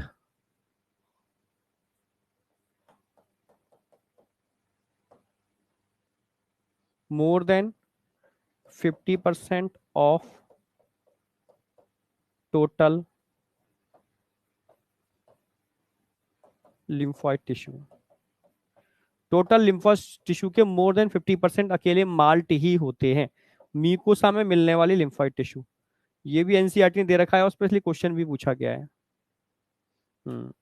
it constitute about 50% of, about 50% के आसपास, तो मोर देन लिख दिया है मैंने माल्ट का, ठीक है, अबाउट ही लिख देता हूँ, ठीक है, एनसीईआरटी की लाइन ही रहने देते हैं। 50% ऑफ टोटल लिम्फोइड टिश्यू, ऐसे याद रख लो बस, ठीक है। तो ये आपका इम्यून सिस्टम यहाँ पर पूरा का पूरा एंड हो जाता है, इसके अलावा कुछ बचता ही नहीं है। एनसीईआरटी पर आ जाते हैं। एनसीईआरटी देख लो एक minute. The principle of the immunization vaccination किस पर बेस्ड होता है? मेमोरी, करा चुका हूं, सिर्फ मेमोरी पर बेस्ड होता है, ये ध्यान रखना है आपको, ठीक है। In vaccination the preparation of antigenic protein of pathogen या इनएक्टिवेटेड या वीकेंड पैथोजन, इसको यूज करते हैं एज अ वैक्सीन। बहुत अच्छी तरह से करा दिया है मैंने। Vaccine also generate memory, B और टी लिम्फोसाइट की केस में बात चल रही है, ठीक है, जो पैथोजन को क्विकली रिकॉग्नाइज करती है, उसके आगे काम करती है, ठीक है, समझ रहे हो, ठीक है। Tetanus we need to directly inject the perform antibody, ही कराई दिया है पूरा पूरा मैंने, ठीक है। पैसिव इम्यूनाइजेशन कराई दिया है मैंने, इसमें कुछ भी नहीं है। हाँ, अच्छा, ये एक बार चीज बता दूं मैं आपको, ठीक है। even in case of snake bite the injection which is giving to the patient, ठीक है, contain perform antibody against the snake venom, this type of immunization is called passive immunization। मतलब पैसिव इम्यूनिटी की बात चल रही है। अगर आप प्रिपेयर्ड एंटीबॉडी किसी पेशेंट को प्रोवाइड कराते हो तो इधर टाइप्स ऑफ इम्यूनाइजेशन, पर इट इज अ ट्रीटमेंट, ठीक है, इसको पैसिव इम्यूनाइजेशन या ट्रीटमेंट बोल सकते हो। Recombinant DNA technology has allowed the production of the antigenic polypeptide of pathogen in bacteria या yeast। yeast ध्यान रखना है आपको, हेपेटाइटिस बी के केस में हमने ईस्ट यूज किया है, नॉर्मल केस में बैक्टीरिया। ईस्ट का यूज किया है हेपेटाइटिस बी वायरस के केस में हमने ईस्ट को यूज किया है, आगे हम बता भी दे देंगे, ठीक है, उसमें बायोटेक्नोलॉजी में। Vaccine produce using this approach allow large scale production and hence, ठीक है, great availability for immunization. Hepatitis B देखो एग्जांपल भी इन्होंने किसका दिया है, रिकॉम्बिनेंट में हेपेटाइटिस बी वैक्सीन का एग्जांपल दिया है, यही पूछा जाता है, जिसमें क्या यूज किया है हमने, ईस्ट को यूज किया है, बस यही क्वेश्चन बनेगा। ऑटो इम्यूनिटी मैंने डिट्टो एनसीईआरटी का ही कराया है, ठीक है। इम्यून सिस्टम इन बॉडी, ये भी मैंने डिट्टो एनसीईआरटी का कराया है, इसमें बस बोन मैरो और थाइमस आपको ध्यान रखना है, पूरा एनसीईआरटी का ही मैंने छाप दिया है नोट्सों में। लोकेशन इस पर क्वेश्चन आता है, ये ध्यान रखना है आपको, ठीक है। और माल्ट का मैंने बता दिया है, माल्ट होते हैं म्यूकोसा एसोसिएटेड लिम्फोइड टिश्यू है, more than 50% of total lymphoid tissue का ये होते हैं, ठीक है, बस ये आपका पूरा कवर हो जाता है। अगर मैं थाइमस की बात करता हूं, समझना, थाइमस जो होती है ना, लार्ज होती है, देखो छोटी होती है, एज बढ़ने के साथ साथ साइज में बढ़ेगी, ऑप्टिमम साइज लेने के बाद फिर रिड्यूस होना चालू हो जाएगी, और ओल्ड एज पर्सन की सबसे छोटी होती है, ठीक है, at the time of birth, birth के टाइम पर ये सबसे बड़ी होगी, large at the time of birth, ठीक है। आगे आगे धीरे धीरे थोड़ी सी बढ़ती है, ठीक है, पर आगे आगे से एज बढ़ती जाती है ना, प्यूबर्टी आती आती है, तो उसका साइज छोटा होता चला जाता है और छोटा हो जाता है, ठीक है, बस। और तो मैंने करा दिया स्प्लीन ऑल्सो लार्ज। हाँ, स्प्लीन जो होता है हमने कराया था आपको, ये ब्लड बैंक ऑफ आरबीसी भी होता है और ग्रेवयार्ड ऑफ आरबीसी भी होता है, ठीक है, बस यहां आपका खत्म हो जाता है ये। अब बताओ ये चैप्टर आपके ब्रेन में सेट हुआ या नहीं हुआ अच्छी तरीके से, परफेक्टली। अब अगला जो पड़ाव आ रहा है ना, बहुत खतरनाक पड़ाव आ रहा है, ये इम्यूनिटी वाला हमारा पार्ट खत्म हो गया। अगला जो लेक्चर होगा वो मेरा कैंसर का होगा, एक लेक्चर में पूरा कैंसर खत्म करूंगा, बहुत इंपॉर्टेंट लेक्चर है, ध्यान रखना, ठीक है। नेक्स्ट वीक मंडे को जो लेक्चर होगा वो कैंसर का होगा, और ट्यूसडे और वेडनेसडे को मैं सारी डिसीज खत्म कर दूंगा, इंक्लूडिंग जो भी अपडेट हुए हैं इस बार, ठीक है। तो जो अगला वीक होगा वो समझो इसका वो पड़ाव है जिसमें बच्चे बहुत टेंशन लेते हैं, कैंसर हो गया, डिफरेंट टाइप के डिसऑर्डर्स हो गए, ठीक है, चिकनगुनिया और डेंगू जो तुम चीखते रहते हो वो पूरा करा दूंगा अच्छे से, ठीक है। वो सारा नेक्स्ट वीक में खत्म हो जाएगा। फिर इसका सिर्फ ड्रग वाला पार्ट बचेगा और लगभग इम्यून आपका ये चैप्टर एंड हो जाएगा। ठीक है, इसके बाद 2 चैप्टर बचेंगे, हमारा एवोल्यूशन और बायोटेक्नोलॉजी, हमारा कोर्स फिनिश। समझे? तो कल सब लोग आ रहे हैं इवनिंग के अंदर, ठीक है, वही 8 बजे के आसपास आ जरूर जाना भाई। ठीक है, जैसे टीचर की रिस्पॉन्सिबिलिटी होती है अपने बच्चों के मनोबल या कह सकते हो उसके पोटेंशियल को बढ़ाने के लिए, तो टीचर भी तभी अच्छा परफॉर्म कर पाएगा जब उसके बच्चे उसके मतलब मनोबल, उसके मतलब पोटेंशियल, अपनी एनर्जी को यूज कर पाए मैक्सिमम। ठीक है, तो उसका साथ दें, तभी चीज एक सही डायरेक्शन में जा पाती है, तभी हम बहुत अच्छी अपनी पोटेंशियल एनर्जी लगा पाते हैं और इस ड्राइव को आगे खींच पाते हैं इतने मतलब प्रेशर के बाद भी। ठीक है, क्योंकि मैं संडे भी नहीं छोड़ रहा हूँ अपना, अब आगे सोच रखा है मैंने पूरा, मैं एग्जाम तक रगड़ डालूंगा, अपने को भी दे डालूंगा। ठीक है, और तुम्हारा भी 100% ले डालूंगा। ठीक है, तभी जाकर के एक अच्छा रिजल्ट जनरेट होगा। ठीक है, तो मिलते हैं सभी लोग। ठीक है, कब? कल शाम को 8 बजे लाइव सेशन में यूट्यूब पर अपने ही चैनल पर। ठीक है, थैंक यू बेटा, ऑल द बेस्ट, बाय। ठीक है, एड्स में कराऊंगा डिटेल में, ह्यूमन हेल्थ एंड डिसीज मतलब डिसीज वाले पार्ट में आएगा। एक्चुअली में कैंसर डिसीज का पार्ट नहीं है, वो अलग है। ठीक है, माइक्रोबियल डिसीज का पार्ट नहीं है, तो कैंसर को अलग करा करके फिर डिसीज वाले पार्ट को, जो माइक्रोबियल डिसीज है, उनको एक साथ लूंगा मैं। ठीक है, तो कल मिल रहे हैं शाम को 8 बजे, सारे के सारे ध्यान रखना। ठीक है, थैंक यू बेटा, ऑल द बेस्ट, बाय। कल शाम को 8 बजे है ना?